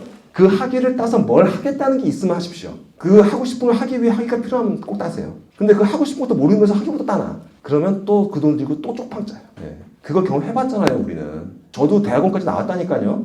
저도 대학원까지 나왔어요. 외국 가서 공부도 해봤어요. 근데 그게 내 평생 먹게 해주지 않더라는 거예요. 경험해봤잖아, 우리 다. 그러면 공부가 먼저가 아니고요. 하고 싶은 게 먼저고 그 다음에 공부를 하는 거죠. 그걸 하기 위한 공부. 그래서 이조차도 저는 추계경제 세상에서 이제 창조경제 넘어온 그 행동을 실제로 한 겁니다. 저는. 그래서 제가 여러분 앞에 서 있는 거예요. 제가 이거 안 했으면 절대 여러분과 저에게는 만날 일이 없었습니다. 절대로. 이해되시죠? 자, 그래서 아까 말한 저의 천직일은 바로 1인 지식 기업가입니다. 그래서 지금 이 주력일로 대표이사를 하고 있어요. 여러분도 이런 식의 명함을 만들어 보셨으면 좋겠어요. 저는 사실 이거 하기 전에 뭐 하고 싶었냐면은 편의점 알바하고 싶었습니다. 편의점 알바. 어때요? 내가 하고 싶은 걸 위해서 하는 거 똑같아요. 전 이 명함이나 편의점 알바 명함이랑 똑같다고 봐요. 돈만 되면 돼. 시간 적게 드리고. 근데 제가 이거 후회하는 이유는 생각보다 시간을 너무 많이 빼서. 시간을 너무 많이 빼서. 그래서 이걸 빨리 그만두고 싶어요. 왜냐하면 이게 나의 모든 게 아니기 때문에요. 저는 오히려 이걸 하고 싶으니까요. 빨리 책 쓰고 싶은데 지금 책을 못 써서 저는 안달입니다, 솔직히. 돈 뒤에 숨은 자존감을 살펴세요. 이게 어떤 의미인지 좀 느껴지세요? 그 돈을 벌려고 하는 직업, 돈을 벌려고 하는 행위, 그게 어떤 의미를 갖고 있는지 잘 생각해 보세요. 대표이사로 받는 월급이 제 자존감을 챙겨주냐는 거죠. 자존심은 챙겨주죠. 대표이사라고 하면 사람들이 오 하고 보니까. 그건 자존심이에요. 저한테는 아무런 쓸데기 없는 자존감에 도움이 안 됩니다. 자꾸 시간만 뺏어요, 저한테. 근데요, 이거요. 돈은 얼마 안 되지만요.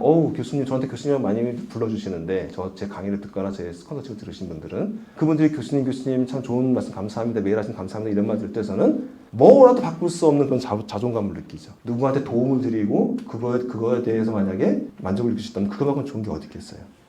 자존감 꼭 기억해 주십시오. 자, 여러분, 우리가 어느 세상에 살고 있을까요, 여러분? 그 중요 단어가 바로 이겁니다. 자본주의 세상에 산다는 건 아실 거예요. 근데 정확히 말씀드리면 금융 자본주의에 살고 계십니다. 그러니까 자본주의가 뭐길래 여러분들이 이렇게 나를 힘들게 만드느냐, 자본주의가. 그 부분을 오늘 좀 이해를 하고 가셔야 돼요. 그걸 이해하시기에 쉽게 하기 위해서 제가 이걸 보여드렸어요. 오늘 점심에 이거 드신 분. 저 점심에 이거 먹고 싶었습니다.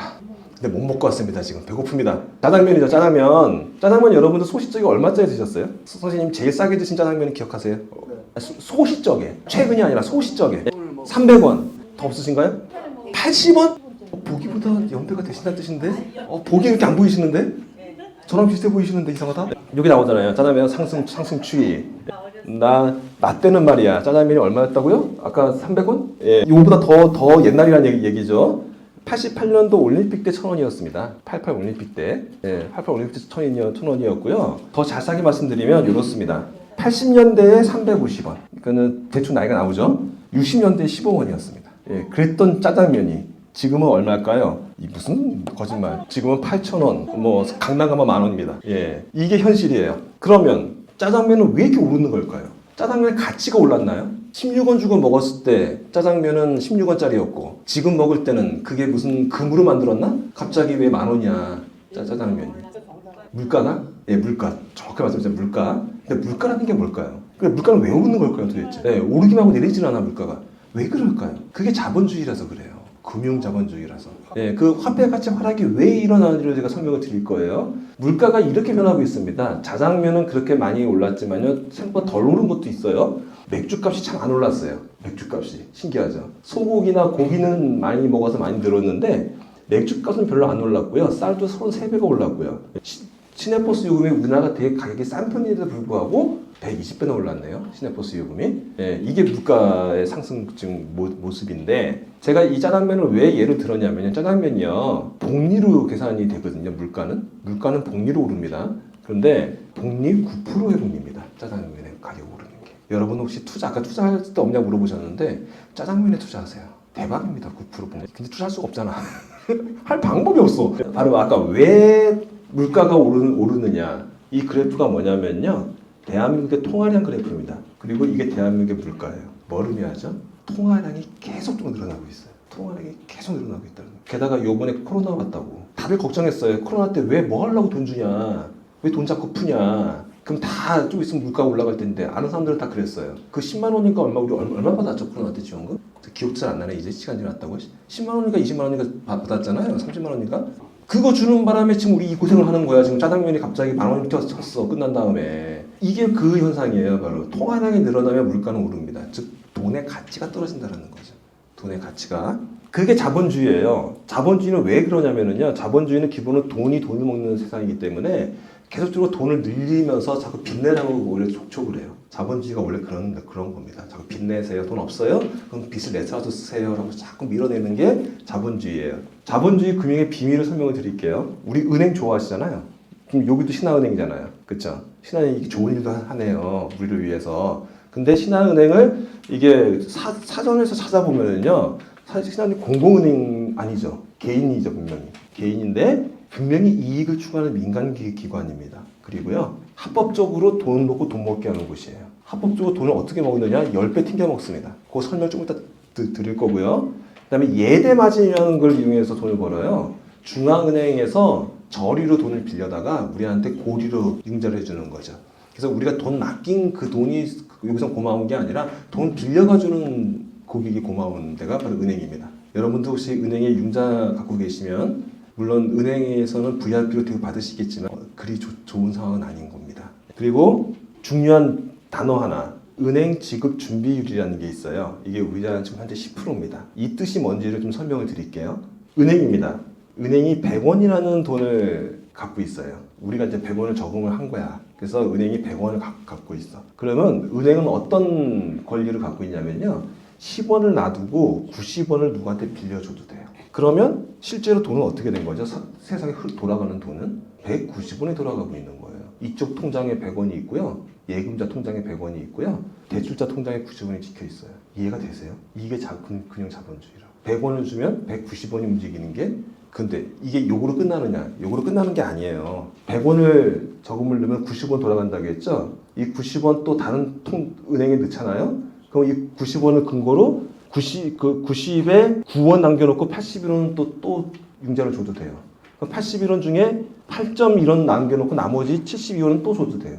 이런 식으로 계속적으로 돈을 굴립니다. 그러면 실제로 돌아가는 돈은 이렇게 돈이 계속 늘어나는 거죠, 지금. 돈이 지금 계속 늘어나죠. 이게 신용창조라는 단어예요. 아까 100원에서 90원 늘어나는 이게 신용화폐고요. 신용화폐고 그 신용화폐가 쭈르르 모여서 돈이 더 늘어나는 현상을 신용창조라고 하고요. 실제 100원 가지고 만들 수 있는 신용창조는 1,000원입니다. 10배의 돈이 들어가고 있는 거예요. 나는 분명히 진짜 돈은요 100원밖에 없는데 시장에서는 1,000원이 돌고 있다고요. 그러니 물가가 어떻게 돼요? 10배 비싸지니까 가치가 싸지는 거죠. 근데 이것도 부족해서 돈을 또 찍어내. 이것도 부족해서 중앙에서 돈을 더 찍어내. 이번에 코로나에서 그랬죠. 코로나 때. 미국이고 일본이고 한국이고 다 열심히 통화 찍어가지고 뿌렸어요. 이러니 물가가 안 오르면 이상한 거죠. 당연히 오르는 겁니다. 맨 처음에 은행이 어떻게 생겼는지 좀 설명을 드릴게요. 맨 처음에는 금이 돈이었습니다. 금. 아시죠? 금. 그러다 보니까 금을 가공하는 사람을 뭐라 그러죠?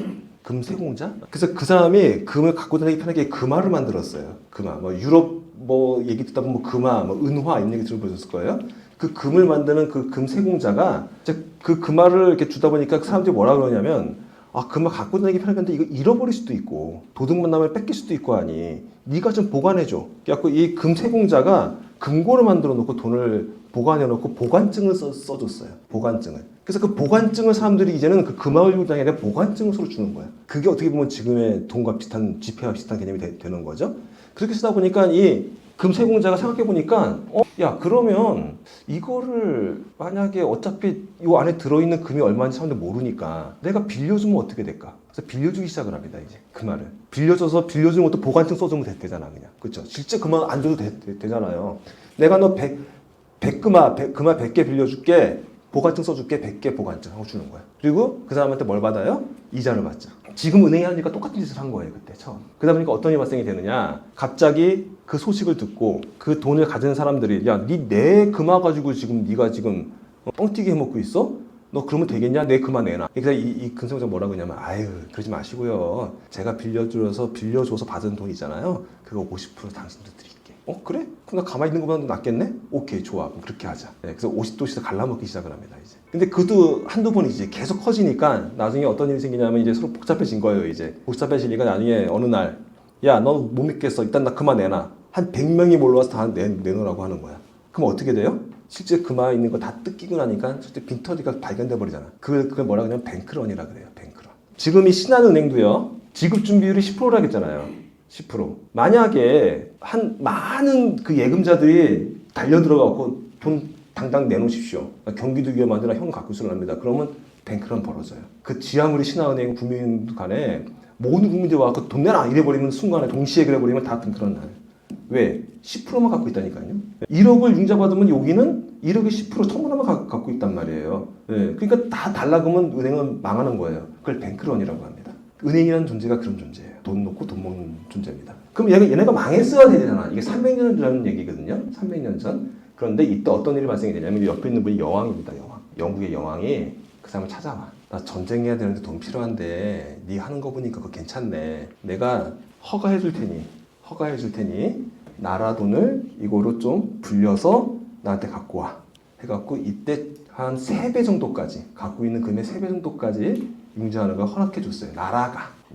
이게 이어진 게 지금 정부와 은행이 하고 있는 지금 현재 자본주의가 하고 있는 바로 은행이 하고 있는 바로 지금의 금융입니다. 네, 이게 금융 자본주의의 시초예요. 여러분. 이 사실을 이해하신다면 앞으로도 돈은 계속 늘어날 것이며 물가는 계속 오를 것이며 돈의 가치는 계속 떨어질 것이다라는 그 개념을 우리가 이 세상에 사는 이상에 될 거라는 부분을 이해하시면 되겠습니다. 이해가 좀 되시나요?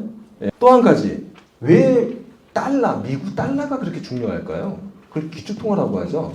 이건 또 왜 그랬냐면은 2차 세계대전이 끝난 다음에 사실 세계대전은 주로 유럽에서 벌어졌잖아요. 유럽끼리 치고받는데 결국엔 미국이 구세주처럼 나타나가지고 전쟁을 끝내줘요. 거기 일본에 팡팡 터뜨리고 이러면서 전쟁을 끝내버렸잖아요.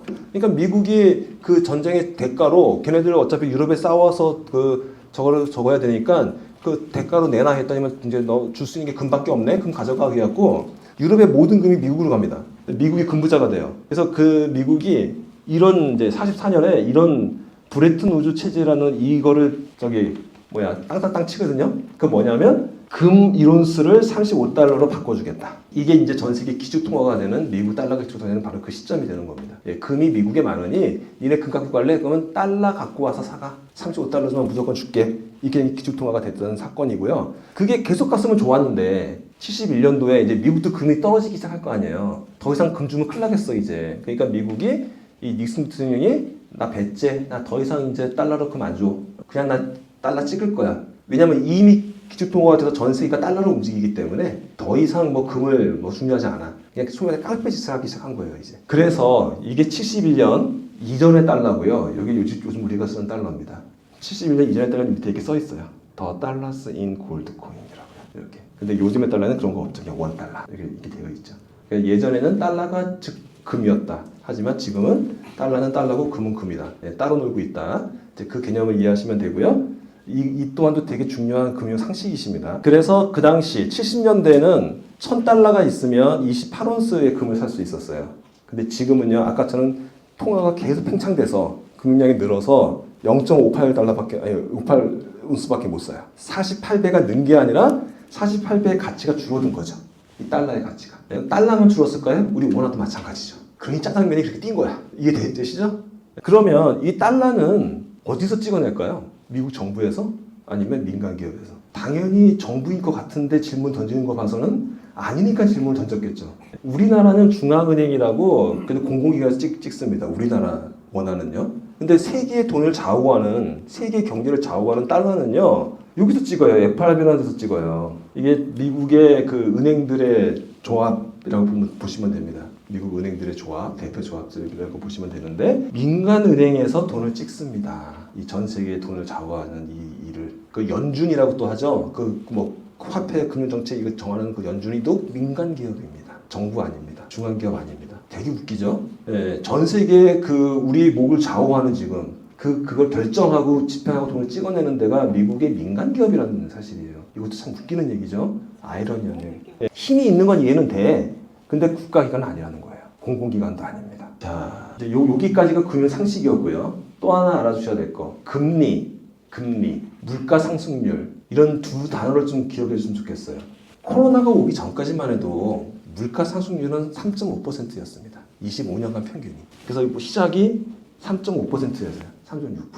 근데 코로나가 딱 작년에 이제 끝나면서, 코로나가 끝나면서 이렇게 올라가기 시작하는 거예요. 물가 상승률이. 그래서 5%대로 오르기 시작하죠. 미국은 6%를 때립니다. 그랬다가 우리나라는 6.3%까지 갔다가 다시 떨어지기 시작해요. 그래서 2003년도 올해 오면서 5%에서 4%, 3%, 지금 3%대 중반 정도까지 물가 상승률이 떨어지고 있습니다. 반가운 일이죠. 반가운 일입니다. 2%까지 떨어져야 돼요. 2%대까지 안 떨어지면 아마 계속적으로 금리를 올릴 겁니다. 그런데 재밌는 건요. 여러분들 은행에 가셔서 통장에 돈을 집어넣으면 이때 코로나가 오기 전까지만 해도 연이율이 2%가 거의 안 됐었어요. 기억하세요? 적금 예금 넣어봤자 2%같이 안 됐었어요. 근데 지금 순간적으로 작년 11월 달까지만 해도 5%대, 국민은행에도 5%대 예금 통장이 나왔었어요. 이거 작년에 얼른 가입하셨으면 땡 잡았습니다. 근데 올해 가입하려고 하잖아요? 없어요. 맞아요. 은행이 바본가요? 왜 길게 해줘? 그래서 작년에 적금 들 때, 저 예금 들 때, 은행은 연도 물어보지 않고 자기 마음대로 1년 적어요, 막. 잠깐만요. 그 몇 년까지 돼요? 말 안 하려고 하다가 2년, 3년 되는 거 아니에요? 3년까지 되네요. 그래요. 말 안 해주려고. 왜? 떨어질 거 뻔히 알거든요, 걔네들은. 아시겠죠? 은행 말 100% 믿지 마세요. 자기가 알고 해야 돼요. 만약에 이거 했으면은 최대한 오래 할수록 좋았던 겁니다. 자, 중요한 포인트는 뭐냐면요. 물가 상승률보다 높은 금리는 없다는 겁니다. 그게 키포인트예요. 절대로 시장 물가 상승률보다 은행에서 팔고 있는 예적금의 금리가 높은 상품은 존재하지 않는다는 거예요. 일부 순간 존재할 수는 있어. 잠깐 뭐 이게 지금 저렇게 타이밍이 안 맞아서. 근데 궁극적으로는 존재하지 않습니다. 지금 무슨 얘기냐? 은행에 돈을 넣어놓으면 돈을 잃는 거다, 얻는 거다. 지금 잃는 거예요. 돈 가치가 더 빨리 떨어지고 있으니까. 하지만 막 대박으로 반전을 내지는 않겠죠. 그거의 차이인 거지. 은행에 돈을 넣었다고 해서 돈을 버는 게 아니다라는 부분을 꼭 이해를 하시고, 그래서 이제는 뭐라고요? 지금은 투자의 시대다. 그래서 아까 투자 말씀하시는데 옛날에는 은행에 돈만 넣어 돈 벌었어요. 저 초등학생만 해도 막 금리가 10% 그랬거든. 얼마나 좋아. IMF도 10% 한번 때렸죠. 얼마나 좋아요. 근데 그렇지가 않다는 거예요, 이제는요. 근데 한 가지 좀 달라진 세상은 이제 지금 경제 전망으로는 다시 예전처럼 막 대 금리 이런 건 존재하지 않을 거라고 그래요. 당분간 이 수준 유지될 거라 그러네요. 이 수준으로. 요 정도 수준으로 유지가 될 것 같다 그래요. 대부분 전망이. 어찌됐든 간에 우리가 투자를 할 세상이 맞는데 그 투자의 금액 목표치는요. 바로 은행 금리보다 플러스 알파여야 한다는 얘기입니다. 플러스 알파가 없으면 돈을 잃고 있는 거가 되는 거예요. 왜냐하면 물가 상승률보다 낮기 때문에. 그 부분은 꼭 이해를 해 주시고요. 그러면 이제 알겠는데 그러면 어떡하라는 얘기인데 근데 여기서 포인트 잡아야 될 거. 우리는 이제 남 보고 배워야지. 우리가 모르면. 그럼 부자들은 어떻게 하느냐 배워야 될 거 아니에요. 부자들은 어떻게 했길래 부자가 됐냐. 부자들의 포트폴리오를 한번 봤어요. 우리랑 뭐가 다르길래 걔네들은 부자고 우리는 부자가 못 됐나. 금융자산, 통장에 돈 넣어놓는 거 똑같이 하더라고요. 투자자산, 그들도 주식 사고 우리도 주식 사고 똑같이 하더라고요. 그들도 부동산 갖고 있고 우리도 아파트 부동산 갖고 있고 상가 갖고 있고 똑같이 해요. 요까지 다른 거 없잖아요. 단지 양의 차이는 있겠지 물론. 양의 차이는 있겠죠. 하지만 똑같은 세 가지 패턴이야. 다를 게 없다라는 거예요. 그럼 뭐가 달라서 걔네들은 부자가 된 거지? 또 하나 있어요. 이건 우리도 있는 사람도 있고 없는 사람도 있어요. 세계적으로 봤을 때 부자들은요. 전 세계에 세계적으로 봤을 때 어느 나라의 부자든지 간에 부자는 달러 자산을 많이 갖고 있더라고요. 근데 이게 우리가 지금 부족한 부분일 거예요. 달러 자산. 여기가 신한은행이긴 하지만 신한은행에서 달러 받지 않죠. 저는 달러 통장도 갖고 있습니다.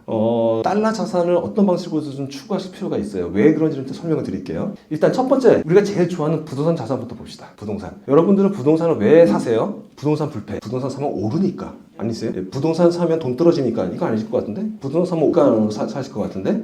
근데 부자들은 부동산을 계약할 때 어떻게 계약하냐면요. 임대 소득이 얼마나 나오는데를 물어봅니다. 건물 하나 사면 자 여기에 그래 몇 개고 계약금 얼마에 얼마를 받으면 얼마가 떨어지고 거기에 저것 빼고 뭐 세금 빼고 뭐 빼고 은행 융자 빼면은 한 달에 얼마 남는데 그 공식률 평균 얼마고 계산해가지고 그럼 한 달에 이걸 내가 투자했을 때 한 달에 플러스가 되는 금액이 얼마인데 바로 뭘 본다고요? 캐시플로우를 본다는 거예요. 매달 떨어지는 현금이 얼마가 떨어지는데 나한테 아까 말씀드린 그런 일맥상통하죠? 제가 왜 한 달에 500 들어오는 걸 생각하라고 말씀드렸는지 여러분이 갖고 계신 부동산 자산이 계시다면 이렇게 생각해 보세요. 그 부동산이 나한테 지금 한 달에 얼마 떨어지게 하고 있는데 근데 대부분 안 그럴걸요? 한 달에 돈을 빼가고 있잖아요? 부동산세, 관리비, 은행 융자 마이너스야. 그거는 부동산 자산이 아니에요. 잘못 운영하고 계시는 거예요. 왜 그래요? 들어가 살고 있으니까. 들어가 살고 있는 건 소비품인 거예요. 자산이 아닌 거예요. 그걸 돌려서 내한테 통장에 찍히게 만들어줘야 자산인 거지. 이 개념부터 익히셔야 돼요. 네. 하지만 나는 말년에 그 아파트 값이 오르면 팔아서 어쨌든 간에 그런 생활비 할 거야. 그러면 돼요.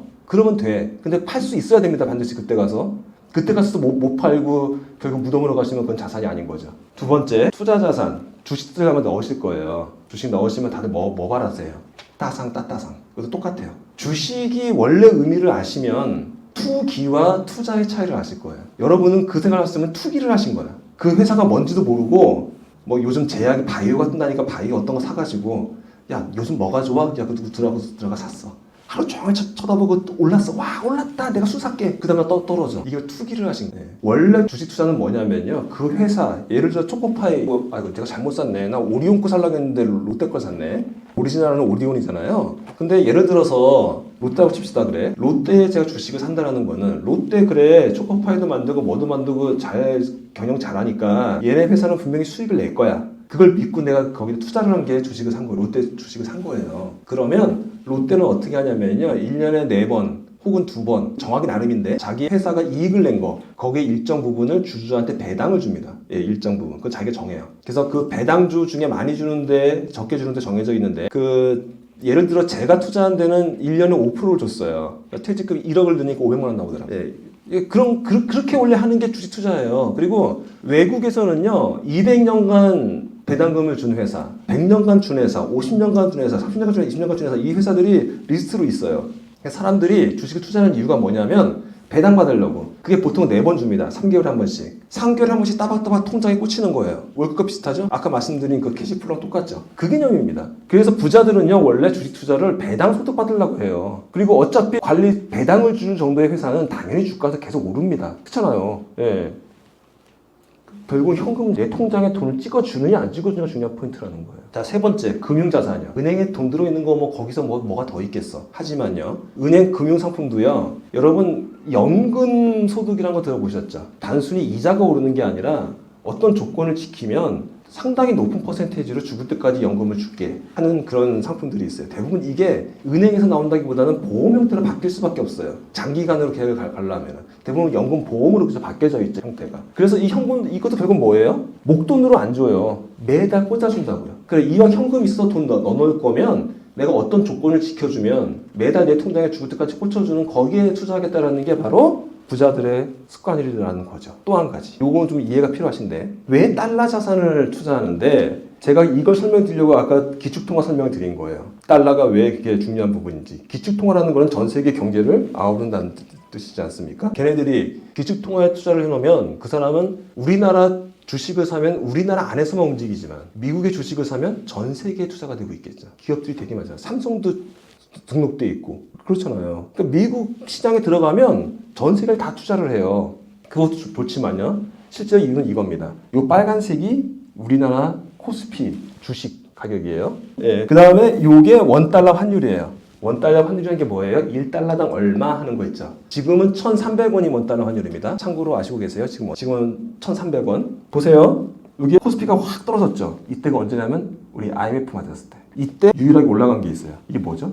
달러가 지금 1,300원인데 이때 2,000원까지 올라가요. 제 친구가 이때 미국 유학을 갔거든요.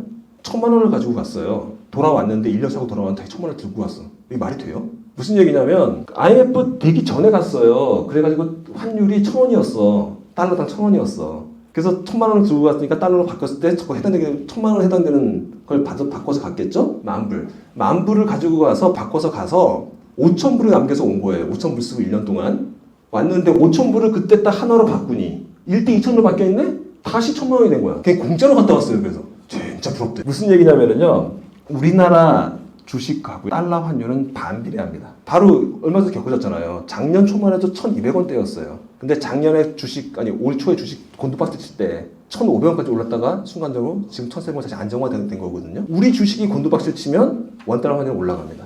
정확히 리스크 해치가 돼요. 그러니까 우리 주식을 사도 달러로 살 수 있으면 달러로 사시라는 얘기를 말씀을 드리는 거예요. 근데 그럴 수가 없으니 어떻게 해요? 그냥 외국 주식을 사버리는 거야. 젊은 애들은 그 눈치를 채고. 그리고 사실은 우리나라 삼성 주식보다 삼성이 막 예를 들어 반도체 주식이다 그러면 미국의 반도체 주식으로 사는 게 더 수익률이 높습니다. 이건 삼성을 제가 디스하는 게 아니라 어쩔 수 없는 우리나라 주식과 미국 주식의 차이예요. 캐파의 차이죠. 그래서 투자를 늘려야 되는 이유는 자산 지키기입니다. 리스크 해치를 한다는 뜻이에요. 리스크 해치. 주식에 투자하려거든 달러 자산으로 투자해라 라는 내용입니다. 자, 정리해 드릴게요. 부자들의 은퇴 플랜은 소득이 금융상품도 투자상품도 배당소득으로, 부동산 투자도 임대소득으로. 이 세 개의 공통점은 뭐다? 현금 창출이다. 매달 내 통장에 찍히는 현금이 얼마냐. 여러분이 만약 이 세 가지 자금을 갖고 계시다면 이 세 가지 자금에 매달 한 달에 얼마씩 들어오게 내 통장에서 만들 수 있지를 만약 바꾸시면 아까 말씀드린 매달 500만 원이 만들어질 수도 있습니다. 예, 아이디어를 좀 바꿔보시라는 거예요. 본 관점을요. 예, 그리고 조금 더 이제 지금같이 시황이 너무 안 좋아지면 어떡하지 했을 때 이렇게 달러 자산 투자로도 해서 리스크를 해치해 보시라는 말씀을 드리는 거예요. 이게 바로 제가 부자들의 자산 포트폴리오로 배운 그 노하우였습니다. 자, 자산이라는 게 뭘까요, 여러분? 한번 또 이제 질문 던져볼게요. 자산이라는 게 뭘까요? 자산 하는데 아까 제가 말씀드렸죠. 20억 아파트라도 평생 들어가 사실 거면 자산이 아닙니다. 네, 단지 똑같은 집일 뿐입니다. 자산이라는 이유는 네, 잘 말씀하셨어요. 시간이 지날수록 돈이 되는 거예요. 돈이 돼요. 여기에 돈나무가 있습니다. 나무에서 돈이 떨어져요. 이 나무가 지금은 그림상에서 돈이 떨어지고 있지만 이게 씨앗일 때, 조그만 풀일 때, 묘목일 때 돈이 떨어질까요? 당연히 안 떨어지겠죠. 이게 자라서 정말 죽을 때까지 돈이 계속 떨어져도 이 나무는 계속 살아있을 거 아니겠습니까? 잘 키우면 우리 2세까지 3세까지 넘겨줄 수도 있겠죠. 이런 돈나무를 키울 수 있는 마음으로 금융을 하신다면 여러분들은 평생 잘 살 수 있는 방법이 생길 수 있는 거예요. 그 노하우를 이제 앞으로 찾아갈 겁니다. 그게 바로 제가 돈 버는 방법이라고 알려드리는 그 방법이고요. 자산은 뭐라고요? 시간이 지날수록 돈이 되는 거라고 그랬어요. 즉 뭐라고요? 시간을 내 편으로 만들어낸다. 시간이 지날수록 돈이 나가는 방향이 아니라 시간이 지나서 돈이 되는 거. 대표적인 건 뭐예요? 자동차. 지 아무리 좋은 자동차도 사는 그 순간 1억짜리 자동차 사면은 그 다음날 1억 톤이 되나요? 아니죠. 사는 그 순간 다시 그걸 내가 잘못 샀다. 되팔려고 중고차에 내놔봐요. 얼마나 떨어져요? 반값 내지는 뭐 많이 받아야 70%. 그렇죠. 근데 자동차 왜 이렇게 살라고 애를 써? 예, 그건 자산이 아니에요, 절대로. 집도 마찬가지예요. 집을 사서 투자를 해서 진짜로 막 영끌이라고 그러죠. 갖고 와서 분명히 이 집은 이 상황을 봤을 때 지금은 10억이지만 한 20년 지난 다음에는 50억이 될 거야 라는 확실한 어떤 뭐가 있지 않으면 엔간하면 투자하지 말아야 되는 게 원래 부동산 투자인 거고, 잘못 계산하면 그게 사는 그 순간 20년을 기다리면 50억이 되지만 그 전에 내가 파산이 돼버려요. 그 융자된 이자라와 세금과 내가 감당할 수가 없어서 한 2년 늦다가 내가 파산됐어. 그럼 그게 무슨 자산이에요? 자산 아니죠. 그렇죠? 예, 이 개념을 아셔야 된다는 거예요. 자산은 정해져 있는 형태가 있는 게 아닙니다. 그게 나중에 돈이 되냐 안 되냐의 문제인 거예요. 제가 좋은 자산 나중에 한번 소개시켜 드릴 게 있어요. 중국 보이차 그런 것도 자산이 돼요. 중국 보이차. 그게 250만 배가 뛰더라고요. 250만 원이 아니고요. 250만 배가 뛰더라고요. 예, 그런 게 있습니다. 그러니까 나중에 개인적으로 연락 주시면 제가 그런 것도 소개시켜 드리고 그럴게요. 결국에 시간이 내 편 되게 만드는 거에 가장 키포인트는 복리입니다. 복리. 단리가 아닌 복리. 이게 키포인트고요.